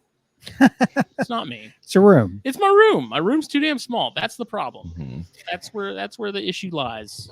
Dude, it's funny. Ty was in the snake room because I set up those BlackBox cages the other day and brought Ty in there because he doesn't keep snakes, but he really enjoys looking at my stuff. And we've been friends for 14 years, so he's kind of seen my progression in the hobby. So anytime we do something new, I'm like, Ty, come look at this, and he appreciates it. And so I was going through showing him stuff, and I was like, yeah, I'm gonna redo the whole room. I was telling him what I was gonna do. He's like, man, your room's it's getting smaller, man. And I was like, dude, you should see Justin's. He was like, is it smaller than yours? I was like, bro, his room stops about here. It's smaller, and there's more snakes. Yeah, that's what I said. I was like, his stops about here on mine, and he has more snakes than I do. And he looked at me, he's like, are you fucking serious? I was like, yeah. And he was like, how the fuck does that even happen? I was like, Chris paint job. That's how it happens, damn it. Yeah. Yeah, combination of Smitty's tall and paint job's generous. Yeah. Because Chris would be like, I'm sending you stuff. I'm like, okay. Dude, every time I go in your I go in your room, I'm like, good God, there's a lot of snakes in here. Yeah, it's a lot. Frankly, it's I haven't been on top of things in there as well as I have been in the past, just with everything. Like, it's been hectic lately, and anyone who has anything to say about that, it's like, hey, your life isn't static. It's not in a vacuum where things stay the same all the time. Like, there's gonna be ebbs and flows of things, like work gets crazy, things outside of work get crazy, you're balancing families, you're balancing second gigs, you're balancing all this other stuff. Yeah. Sometimes you go through periods where you're just not on your A game, and I am currently in one of those periods, but I know that it's not going to last forever. It's in moderation though. It's like your animals aren't suffering. Yeah. A few extra days goes without changing a water bowl. You go 10 days instead of 7 or 8 without feeding. It's not the end of the world. It's all in moderation. But that is part of like looking at it and being like, okay, yeah, I can, there's some stuff that I really don't have to have. Yeah. Like the Diones, that's kind of on the list of stuff that would I rather have Diones or would I rather have space for corns that need to be upgraded?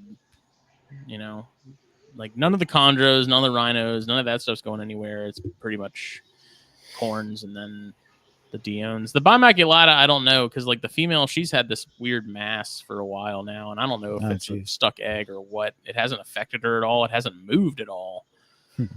She still eats fine and like is completely healthy otherwise, but it's like I don't want to send her to somebody, not Might be be like, worth. oh yeah, here's a lump. You might want to check this out. Might be worth a vet visit just Yeah, to see yeah. what's going on with it. Get it X-rayed or something. Yeah. Because I did like thinking it was a a stuck egg or something. I'm just trying to sort of palpate it some and move it, and I don't know, it ain't moving. So that makes me wonder if it's something more than it's not an egg, that it's something else, but it could be an abscess for all I know. Yeah. Need to investigate.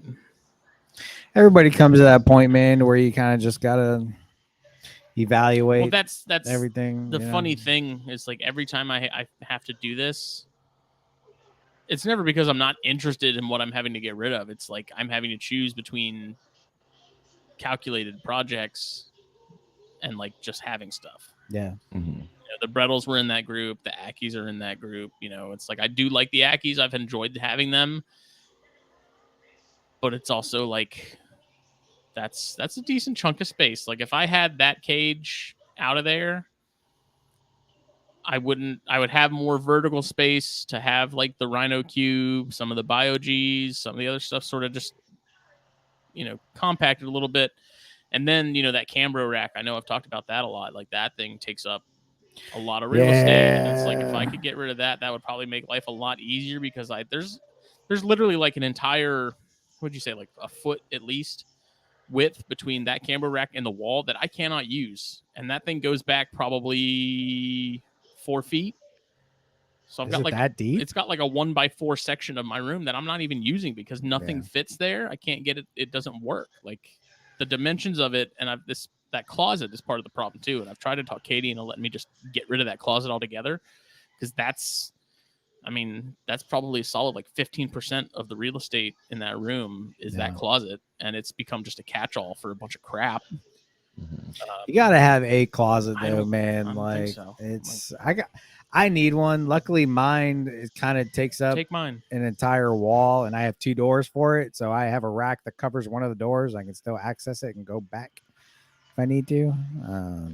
Yeah, it's just a combination of things. It's a combination of non-essentials. It's a combination of the room. It's efficiency of that room. When you said non-essentials, I think that's actually a really good way of looking at it. There's some things that are like, when I think of like myself, you guys, a few other people, there's a few species or things that I think of. Like brats, especially now, I still always think of mud snakes with you. Mud snakes? Not mud snakes. Not mud snakes, water snakes. Oh, okay. Sorry, I got switched up. Same thing. And then popcorn pythons and rat snakes. For some reason, especially yellow rats, and I don't even know if you keep yellows. I can't remember off the top of my head. So many yellows. A ton of yellows. I have more yellows than anything else. I have more yellow localities than anything else in my collection. Yeah. And then Smitty, it's always chondros, rhinos, and corns. Like that's just my automatic in my head. And I'm not trying to project like focus on those. I'm not going to tell you what fucking projects to keep. But when you think of like, when I think of what's essential to me to keep and what isn't, like there's a few things, like I've got some AML corns in there that I just have. Like I like them, but they can go to someone else. I'm not going to worry about it. Right. But every time my partner brings up like, do we still want to keep the Euromastics? I'm like, that fucker's never leaving. Like I've wanted one of those my entire life. Yeah. And like that's there. These corns that I'm working on, like the Ladies Island corns, and then a few of the projects that I've been trying to get to since I was a kid, those are essential.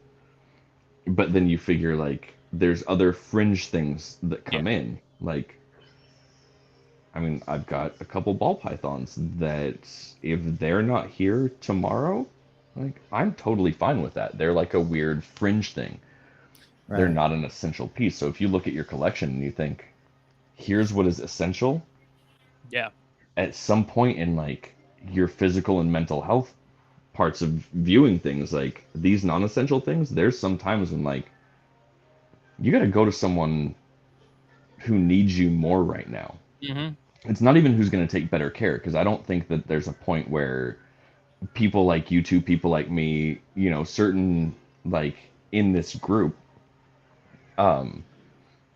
just because it's a burden doesn't mean your care suffers that much. You're still going to give them the best that you can, but it's not the same. Like they can go to somebody else and it's better for you because now you get to refocus and like double down on all these other projects. Yeah. Get that. And it's not like you're the way that you were describing it, you're not shedding a bunch of stuff and then going back to the exact same place. You're shedding a bunch of stuff, realigning yourself, and you're better. And then you're shedding some stuff and you're better. So you're still progressing. You're just doing it. It's whittling it down. Yeah. Right. Yeah, it's a step back, And two steps forward. it's definitely reining the focus in. When I think non-essentials, I think mostly like corn projects in particular, that it's like, am I really gonna pursue this, or would I rather pursue more castagna stuff? So like I have that AML buff male that Cox sent me that was produced by Phelan, and then I have that just absolutely psychopath of a female AML that me and Chris aren't even fully sure what's going on with, and I plan to have them together for as a pair like down the road. But that is one of those pairs where it's like, okay, if I'm downsizing, like, am I really going to pursue this? Like, is this something I'm really interested in pairing in the next 2 years? And it's like, there's nothing about it that really jumps out at me where I'm like, yeah, I'm really excited about that. It's like, would I rather have that space freed up for holdbacks that I have currently from clutches? Like that's where it boils down to. And that's, again, it's like there's someone out there, I'm sure, who's like all about some AML buffs, and me just not really being as much into like the orange stuff, minus Sunkissed. Like I love Sunkissed, but there's just a couple of just, again, fringe stuff like here and there that it's like, I don't know if I'm really going to pursue that, like that project. And like that high white female AML that I have from Kasiki, like I love that snake. I don't plan on getting rid of her. The male, he's not really essential. Like I don't have anything in particular that I'd pair him to.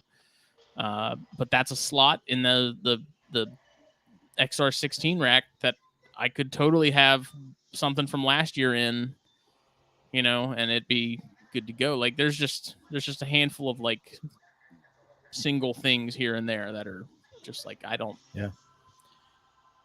I'd rather have that space dedicated to something that I'm like really pursuing. Like I said, Castagna stuff in particular. I definitely would hold on to some of these hypos, because that's both those clutches. So the Ghost Tessera to that Pie Blood male, and then that Ladies on female to the Castagna Motley. Like those were very intentional pairings. The Pied Blood red one in particular, because I want to carry on those genes from that male, and not having the female, like this is kind of the way I have to do that. So I want to hold on to a decent handful of those animals for down the road. And then with the Castagna stuff, obviously that's a morph I'm very much invested in. And so it's like, to me, it's more important to hold on to, like, find some holdbacks from this clutch, raise those up, tie those in down the line. Like, it's just picking, it's picking stuff that you're much more invested in, both on an emotional level and like, you're passionate about it. Like it's something you're in, and that's the biggest thing, is like just kind of figuring out, whether it be by species or by morph, it's, you got to figure out what's going to excite you the most moving forward and be the best use of your time, essentially. Like me, obviously I got super into these yellow rats, and I think that's my niche, is locality yellows. And even though I still love my carpets, I sold a bunch of them. I've got a couple more going out, and at the end of the day, when everything's gone, I'm gonna have four poplin carpets all together. But it's a project that I don't want to let go of. I really like that group, so I'm going to focus on that group until I have the space to do what I really want to do with those, and then put a lot more focus on the yellow rat stuff, because that's really that's what really gets me excited right now, and I think it's going to stay like that. These have really just lit everything up for me, man. I really enjoy them, and it's kind of where I'm going to put pretty much all of my focus. There's going to be a couple more localities or grays to get, but I'm almost done with stuff, to where I'm happy with, like, okay, like I'm good here, and just enjoy what you got, man. You So think you can actually settle at that point? I'm not trying to be insulting. I'm genuinely No. curious. Like, I'm trying to be insulting. and honestly, yeah, like I'm at the point. Settler. There's a few things to where like there's still I'm getting some stuff at Daytona. There's a few other projects I want to get specifically. And if a few other new localities pop up, then I might jump on them. But I am after Daytona, and once everything goes and I Say that redo my every year. room, no, I don't. This is the We one say that time. every year. I I say that every year. I Every year, haven't. the past 2 years, I've gone to Daytona saying, "Yeah, I'm not really gonna get anything." No, There's nothing I past really 2 need. years, I've been like, I'm getting Walk this, out of there I'm with getting friggin' that. 6 snakes. But I'm very close to being like, okay, like I'm happy. I'm happy with where I'm at, and I kind of just want to ride it out. Like I said, that's not to say I'm never going to get snakes again, but Once you find a content spot, you're in a good place. That's where I'm at, and that's where I'm trying to get is chondros. To be content, like like you are with chondros. You haven't sought out getting any more, at all recently. I'm happy with what I have, and it's more than enough for me to work with in the next 2 years. It's like a lot of it too is like from a biosecurity standpoint. And that's what I was getting at. I want to be as I get older and as I get more wise, I just like going to Daytona. Like this year in particular, it's like there's really only like 2 things in particular I'm really going to be on the lookout for. But even then, if I don't find them, it's going to be like whatever. Because I also keep in mind with a lot of this stuff, be it that email buff male. Like if I get rid of him, there's nothing saying that in 2 years when I have some more space freed up or something, I'm like, I really like buff. I want to bring that back. It's not the last ammo buff that ever exists. Yep. Like none of this stuff is so rare that you're never going to find it again, So it's my locality yellows are. It's just, it's like, yeah. Quarantine's a pain in the ass, first of all. And so it's like, I don't know about y'all, but I'm lazy, dude. And I like to, if I don't have to quarantine stuff, if it means having to like deal with stuff on a different schedule, deal with stuff with different tools, different setups, it's like, to me, it's like, I'd just rather not.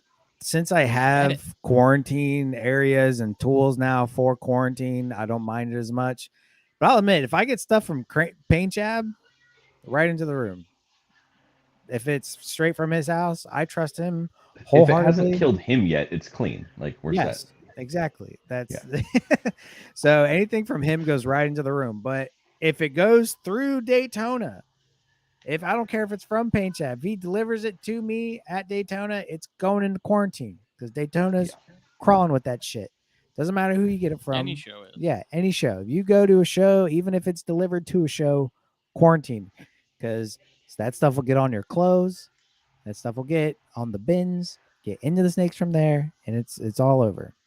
Yep. That is like quarantine once coming home from a show, and I got to watch my partner be such a fucking badass. One of the snakes had mites, which means I treated everything. Because fuck that. In addition to not wanting them on my snakes, they're fucking tiny, gross arachnids that eat people's insides. I don't want, not people's insides, but they're fucking gross, and I don't want to deal with it.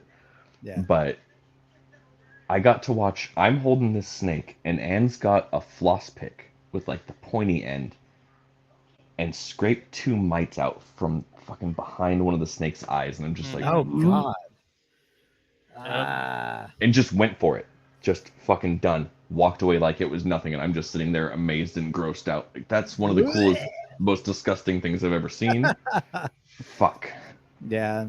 No, man. Mites are. I am terrified and aroused at the same time. It's an odd combination. Yeah, scare-roused. No, I don't. I hate mites with every bone in my body. I've dealt with them too many times. Likes them. Well, yeah. Luckily, I figured out a good way to get rid of them pretty quick, but that's for quarantine now. I haven't had mites in a very long time in the main collection, so that's great. I've come to find too that as I get older, and this is with stuff not even necessarily related to snakes, but like the anticipation of getting something is more exciting than actually getting it because like I'll get it and then it's like the high is kind of like gone. I don't know, man. That's kind of like why I kind of settled on like the rat snake thing, man, because like that Hernando. So I got a Hernando County female, and I'm so excited to open her tub every single time. She's still in quarantine. I've had her for a month and a half, going on 2 months, I think. And I'm just so excited to see her every single time I open the tub, you know, like all the snakes. I'm like, what do you look like today? You know, how much have you grown? And I don't know. What a nerd. It's so exciting to me, man. It doesn't die, at least for me. Well, not like I said, not necessarily with animals, but just in general, like the excitement of buying something. Yeah. Mm-hmm. And you get it and you're like, okay, that was it. Yeah. Like that's what I was buying. It wasn't necessarily a thing. It was the dopamine of buying the thing, not necessarily the thing. Yeah. I used to do it chasing rare toys and flipping those. You find one of the things that you've been searching for that you know you can flip for 3-4 times as much. And sometimes it's like, ooh, there's 2 of them. No, fuck it. I found it. Somebody else gets to find that one. Like, I'll take this one and go with it. And because the thrill's satiated, and then I get to move on to the next one. I try really hard not to do that with the snakes, and it does not fucking work. It happens every goddamn time. Yeah. I'm not allowed in the show with my kid. She is an awful influence because I look at something like, that's really cool. Just get it. Buy it. Do it. 10-year-old little girl, like, you brought money for snakes. Just get it. You're not helping. Yeah. No, man. That's why I try to spend all my money before Daytona. And that way I'm not tempted at the show. Yeah. So that's actually pretty smart. Dude, I have stuff delivered to me almost the last 3 years. I've had multiple snakes delivered to me. I already have like 10 snakes I'm coming home with that from Daytona that they're not even at the show. I paid for 3 up front from a vendor, and a buddy is bringing a bunch to me, and I'm bringing some stuff to him, and makes it easier. I don't have to, I can just walk around the show, not really look. Occasionally something will catch my eye. Like last year, I think I did buy 3 snakes at the show technically, but I came home with like 8 snakes last year. Dude, the recap show last year deserves a fucking award. That is one of the greatest recordings in history. I don't even remember the recap show last year. Oh my god, man. it was fucking beautiful. Every single one of you was just on fire through that whole show. It was great. That was funny as shit. I still pull it up at work every once in a while when I'm just doing some like mindless thing where I'm just doing like I'm fiddling with tiny parts or fixing a machine or something. I'll throw that thing on and just have to fucking stop because I'm laughing so hard that I'm messing up what I'm doing. It's like time to play with a blowtorch and shit. I have to go back and listen to that because I don't even remember that episode. Dude, straight up, you'll be in tears. There's multiple points in that one. It's fucking hilarious. That's when like Cannon got home and found the Brettles just like loose in his house. Oh jeez. Like, just random shit. Casey always has a Daytona story. I think my favorite, my favorite, I think I do remember that because Justin talked about how he just like woke up screaming in the middle of the night. No, it's because fucking Smitty scared him. Yeah, he woke up and I was like, Casey, what are you doing? He goes, oh, like loud, like he just got shot. Oh man, I don't know. That shit was hilarious, man. Oh my god. You gotta like, we need to put like a bell around his neck or something that whole weekend. He'll just disappear. Or do like they do with the tortoises and just tie like a balloon around him so you can see him at all times. Like a really tall one because the show's huge. And then you can just look for the balloon and be like, oh, Casey's over there. Let's go get him. If Rosa, you can probably do it without him knowing. I'd get him one of those backpacks with the leash on it. Yeah, I was about to say. Rosa, when you come in Daytona, man, come on. I can't swing it this year. You can. I was trying. Not this year. It's just not working out. I'm gonna make it happen for next year. That's why you plan next year. You like corns. Yeah. Daytona's the show, man. Dude, I did just find out that Alan at Rock Creek Corns is vending this year. Ooh. So I was like, shit. Yeah. But yeah, I want to come and hang out with you guys, and I want to see the show. I've never been to Florida as far as I know. As far as I know. I want to watch everybody get stung by jellyfish and random shit. I want to go get wings with Sicky bad. You know what the funniest thing about that whole jellyfish thing is? Like, there's an effing pool right there, and people forego the pool to go swim in the Atlantic Ocean. And almost every year, people are like, "Oh, I get stung by jellyfish." Dude, a bunch of people got stung last year. Every year. Like, I don't Aren't there a really bunch of bull sharks there too. Probably. I don't It's know. Florida, man. They got like. Yeah. I don't really go like I always go down on the beach. I don't even Normally, go down on the beach. by the It's time too I'm hot. hammered. I just remember walking on the beach drunk as shit, just walking around with a group of people. I don't even remember who was there, but Dude, drunken sand walking is one of my least favorite things. that was pretty fun shit. at the time. Oh man, it makes like my vision bounces. It does not work. Yeah, I'm not much for the beach. I normally go down there and just kind of sit if there's people down there and talk and stuff. But I like sitting at the pavilion. I haven't even gone to the pool. I think last year me and Smitty went over there and talked to some people, but I don't like sand. I don't do sand. It gets in all. Yeah, we know, Anakin. We got it last time. I don't like it. We went to the Especially if beach. I'm wearing tennis shoes and stuff. It gets in your. That's why you don't wear fucking tennis shoes on the beach, Take your Smitty. shoes off. What the hell? No, because then I got to take my socks off and my shoes, and then I got to carry them, and then they still somehow end up with sand in them. And it's just, I just avoid all that. Period. I'm still shaking sand out of. We took the kid to the beach a few days ago, and I got some of it like that really fine flat sand that it's just on you forever now. Yep, It's like hooker glitter; it never goes away. Yep. And not hooker, stripper glitter. Same thing. Stripper And yeah, I could not. There was no scrubbing, there was no rinsing, there was nothing I could do. No drying it off. It was just on there. It's like a symbiote in freaking Spider-Man, dude. Yeah. You're not getting it off you. Once it's there, it's there. The best sand is in oh god, there's a part of Florida. I think might be Clearwater. I don't know. There's a part of Florida where the sand there on the beach is just like flour. It's so soft. And that sounds horrible. that was the best sand, dude. It felt so nice in your toes. Cause like here we have like really gritty sand. Like it's really like gritty. A solid like 550 grit. Yeah. And then but you go to certain parts of Florida, man. It's like a nice 2000. That sand is literally like stepping on flour, baby. Like espresso ground. Yeah, it's great. We played volleyball in it. See, I used to play beach volleyball a good bit. And see, that's not fair though. You have an advantage because you get to splay so much that your surface area is different than ours. Like we'll sink a little bit. You're just right on top. You're like walking on snowshoes. Listen, man, I've put on a lot of weight since last year, so it's I'm a little heavier set now. All right, I may not be all size, but I just realized how stubby your pinky toe is. Stop looking. Yeah, everybody made fun of me having long toes. You should see Skylar's toes. His toes are way longer than mine. Yours. Can you like hold toe hands with him? Because find out. Not all of them. Like interlocked. I can do like a couple of them. He's not talking about with yourself, jackass. With Skylar. Oh, with Skylar? He's holding feet. Oh, we could probably hold. Me and Skylar could probably hold feet. His pinky toe though looks like someone who got bit by like a Hagen's viper. I used to be able to like. It looks like someone's finger. I used to be able to like poke it out. I can't do it anymore. Dude, that thing's too stubby. That ain't going nowhere. Yeah. That thing might as well not even exist. I can still hold a soda can though. It's like a little smoky or something. Yeah, it's literally a pinky. It's a baby's thumb. It's a pinky mouse. It's a pinky mouse. Yeah, everybody's making fun of my toes. I don't even have long toes compared to some of these fucks. I watched you hold a Coke can in between your big toe and your index toe.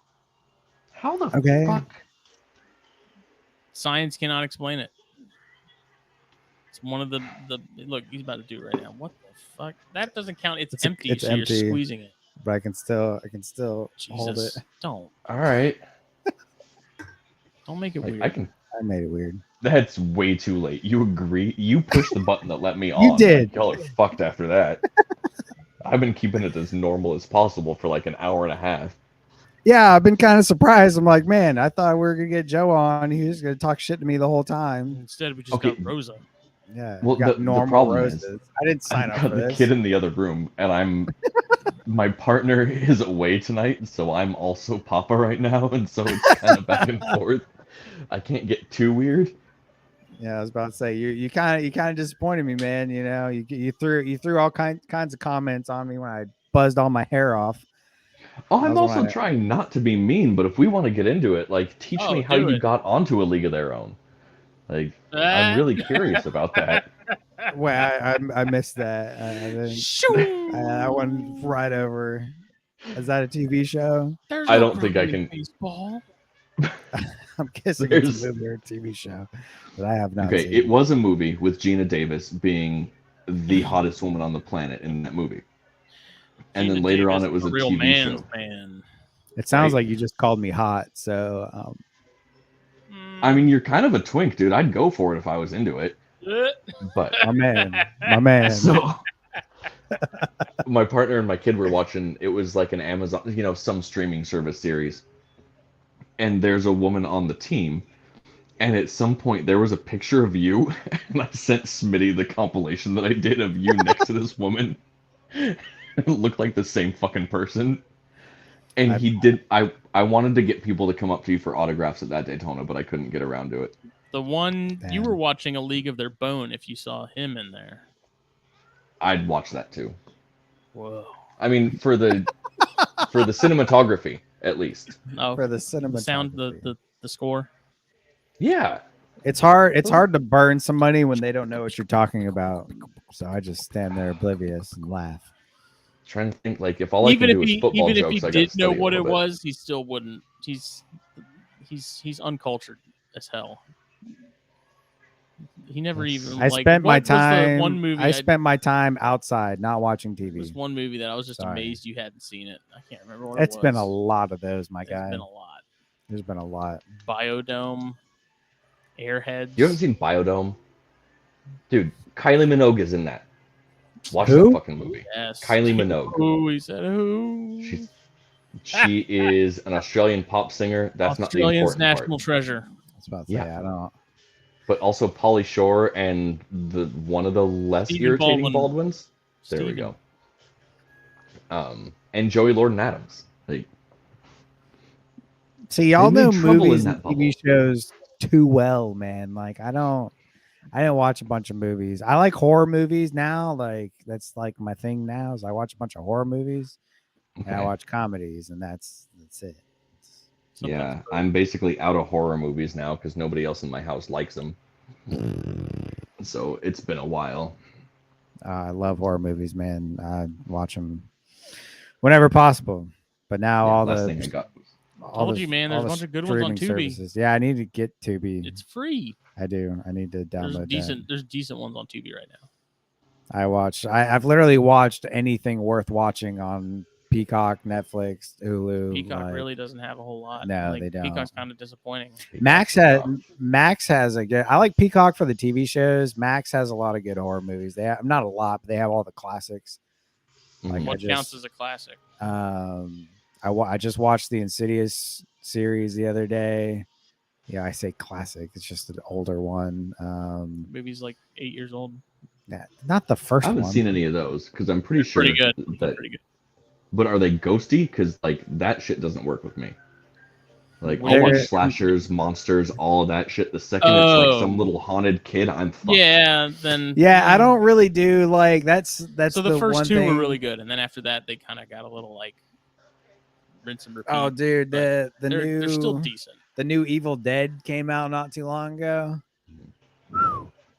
It really wasn't that like scary, but it was very like intense. It's Like it was very they go for like shock value. had you on the edge of your seat, and it was kind of disturbing. So, but see, I don't really like the whole like demon possession side of horror as much, but I've gotten into it a little bit Did more you because I see had the trailer for the new Exorcist? No, see, I don't Holy really fuck with crap. that. Dude, I don't really no. fuck with that. First when I saw it, I was like, "Oh my god, why?" I watched the trailer.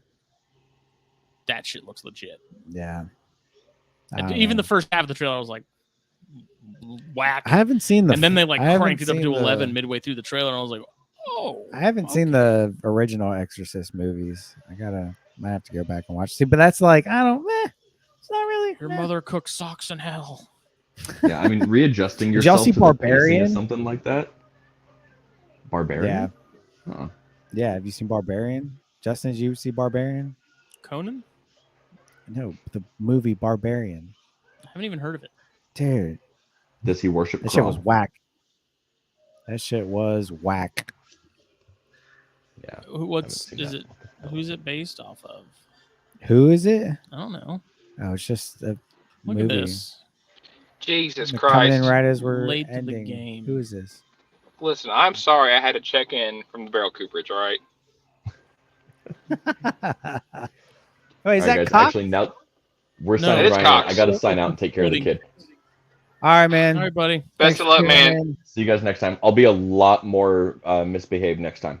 Yeah, Okay. I was expecting it. I'm actually very We should disappointed. do so. I won't disappoint next time. Thank you. charity roast of Jake. Oh, absolutely. In. Charity roast, Jake. All right. I know. Bye, Cox guys. would do that. See you later, Bye. man. Man, am I coming through all right? Yeah, My ears hurt. 2 hours late. Oh, sorry, I told you. I want to check in real quick before y'all leave. Are y'all doing this live on YouTube right now? No. Okay, good. All right. Okay, good. He said, "Okay, good." I'm a hot mess right now. Are you coming to Goodness. Daytona, Cox? Honestly, I probably won't make it because I'm still first year seniority. Have no vacation days really, and the whole getting married kind of messed that all up. Well, Yeah, that'll do that. yeah, that happens. You know, they have to give you vacation days if you tell them you'll quit if they don't.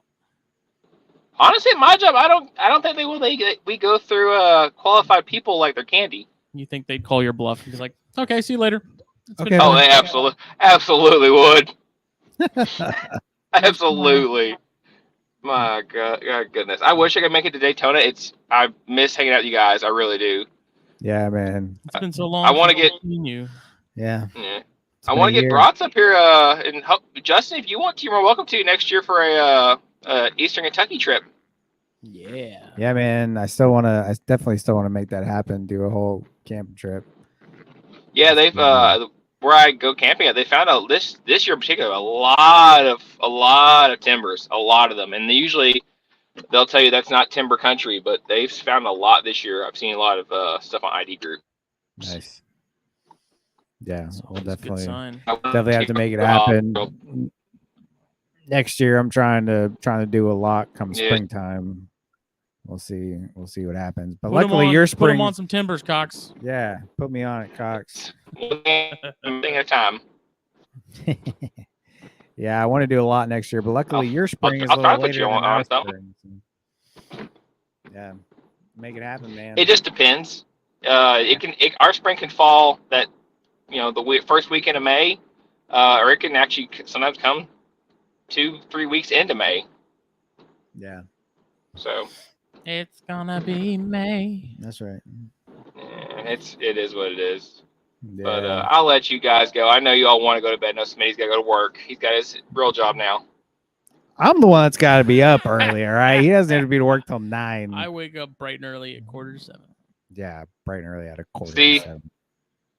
I wake up at a nice whenever I want to because I work as late as I do. Jeez. Yeah, It's, no. it's awesome, but I hate it at the same time. Cox says, "I'll be there when I'm there." I'm like, when are you coming in? Am I there yet? No, then I'm not coming in yet. The They're like, latest. you have to be here by at least 2:00, guy. Best I can do is Yeah. 2:15. The earliest. Sometimes that happens. The latest I can wake up and be on time is like 6:10. That's the latest I can wake up. I got to be up at 6 usually or before. I And then miss work at 6:30. that, but don't miss that. Yeah, I don't. 9 to enjoy 5 it. is where it's at, dude. Dolly Parton was right. Yeah, The only part was right. yeah. Hey, Justin, how are those Ganyos doing for you? The percentum are doing good. The percentum? Yeah, I was reading actually going through. I've been setting up my office in my /snake room, and I put the magazine that my articles in, and I forget there's a Ganyo article in it. Oh yeah, the one that that Rob did. Yeah, I was flipping through it. It was really cool. Really got me jazzed for some Ganyosoma. Yeah, I've actually gone back and read that a handful of times myself, Yeah. It's hoping great. that maybe some new piece of information would magically pop up. Because if I keep opening it and reading it, even though I could just message Rob if I had any questions and be like, "Hey," Yeah. instead, I'm like, let me open it for a fifth You have time the and see connection if to the it's Buddy nice. Bear. Yeah, I do. Hell yeah. I was like, man, I forgot. Just like going back through those old articles, there's some like pieces of knowledge, and like it's gonna be like Bavaria mags and stuff. Maybe. We'll see. Time will tell. Yeah. I mean, as long as the information was like out there that existed, I mean, it's still there was some gold in there, especially the Atheris article. Yeah, Was that Nipper who did that? Yeah, it was. That was a awesome. Yep. Awesome article. That's honestly one of my favorites. It was a good time. Yes, sir. Had a good run. Yeah, good. You still keep it up in spirit. I try. Your Gagne, that's your two niches right there, Gagne Soma and Atheris. Yeah. Yes, sir. Well, get me some one day. I can't wait to see some because I feel like you'd have some pretty cool black box with some little squams or maybe a Nishii in it. There you go. Ooh, I don't know if I'll ever be able to have Nishii or not. It's probably a bit out of my tax bracket. That's your Imbricata. Yeah. Yeah. Oh well. All right, man. Well, thanks for popping on. I think we're gonna sign off for the night. We're glad you got to hop on and disappoint me with you not coming to Daytona this year. So I just wanted to come in and say hi to you all. I was really afraid y'all were gonna be doing it live. I'm like, if they're doing it live, I was going to do a fucking hyper pop in and pop out. But I just want to say hi to you guys, as we don't ever get to chat at all. Yeah. But y'all have a kick-ass night, man. Yeah, you too, brother. Stay in touch. Buddy. Later, man. Bye. Well, this was episode 197, quickly approaching 200. Yep, we are right there. I heard you say on Snakes and Stogies the other day, like, we might beat THP At the rate, at yeah. 200. Hey, no, we have 3 more episodes. Y'all have like 15. All right. Why you gotta do me like that, man? You want to get Snakes and Stogies at 200 first, don't you? No. Liar. We get Corn Stars to 200 first. Yeah. Only 180 episodes to go there. Yeah. We need to get better. We need to get on better track with doing this one. Start lining people up earlier, other than when you do Corn Stars, obviously, because then I just get kicked to the curb on those weeks. But you can thank Chris for that. I don't really care. Gives me the week off. But yes, 197. Figure out what we're gonna do for 200, and then we got to plan our group like pre-Daytona show. Yeah, I meant to ask you about that because you brought it up on Snakes and Stogies. I didn't know if we were going to do like one big show, probably, or we going to do just two for the separate sake ones. Of simplicity. I need to look at the calendar and sort of plan and get with the try to do just like me, you, Phil, and Chris. Do one episode. Probably. I don't know. We'll figure it out. Yeah. But yeah, because we're both leaving Thursday before Daytona, so obviously we won't be doing anything that night. And then I doubt we're going to do Snakes and Stogies Monday when we get back. Should probably shoot for the Thursday before, because I can't do a Monday. I have to serve. So wait, would it be next Thursday? Would it? This Thursday. Yeah, a week from today. Would it? I don't know. Yeah, I think it would be. It would be. I know we're like 2 weeks out, so yeah, we got to figure it out. But we'll make it happen. Close. Yep. Regardless, this episode is brought to you by BlackBoxCages.com. Check them out. Use the code THN at checkout. Save yourself a little bit of money. Get yourself something nice. Treat yourself. You won't be disappointed. And then speaking of treats, spicy treats, Steve Snaketuary's Venom Hot Sauce. Grab you the whole set. SteveSnaketuary.com. Check it out. FullViewsApparel.com. Check it out as well. Use the code THN at checkout for THN listeners. Get 15% off your entire order. My plan this weekend is to work on getting a handful of decals sort of cranked out and get some inventory behind it, and then get some on the website. I'll probably do a thing too where, like, if you order anything over a certain amount, you'll get a decal of some sort. And then I'm even saving some of the ones that might be missing, like tiny pieces that aren't even really all that noticeable, but ones that I don't really want to like sell. Just include those in some orders here and there, maybe periodically. We'll see. I don't know yet, but still learning this damn cricket and making sure I get it right before we go. But yeah, we'll be back for Snakes and Stogies on Monday, as far as I know. and we'll see y'all later. See you later. Bye. Bye. As Phil would say.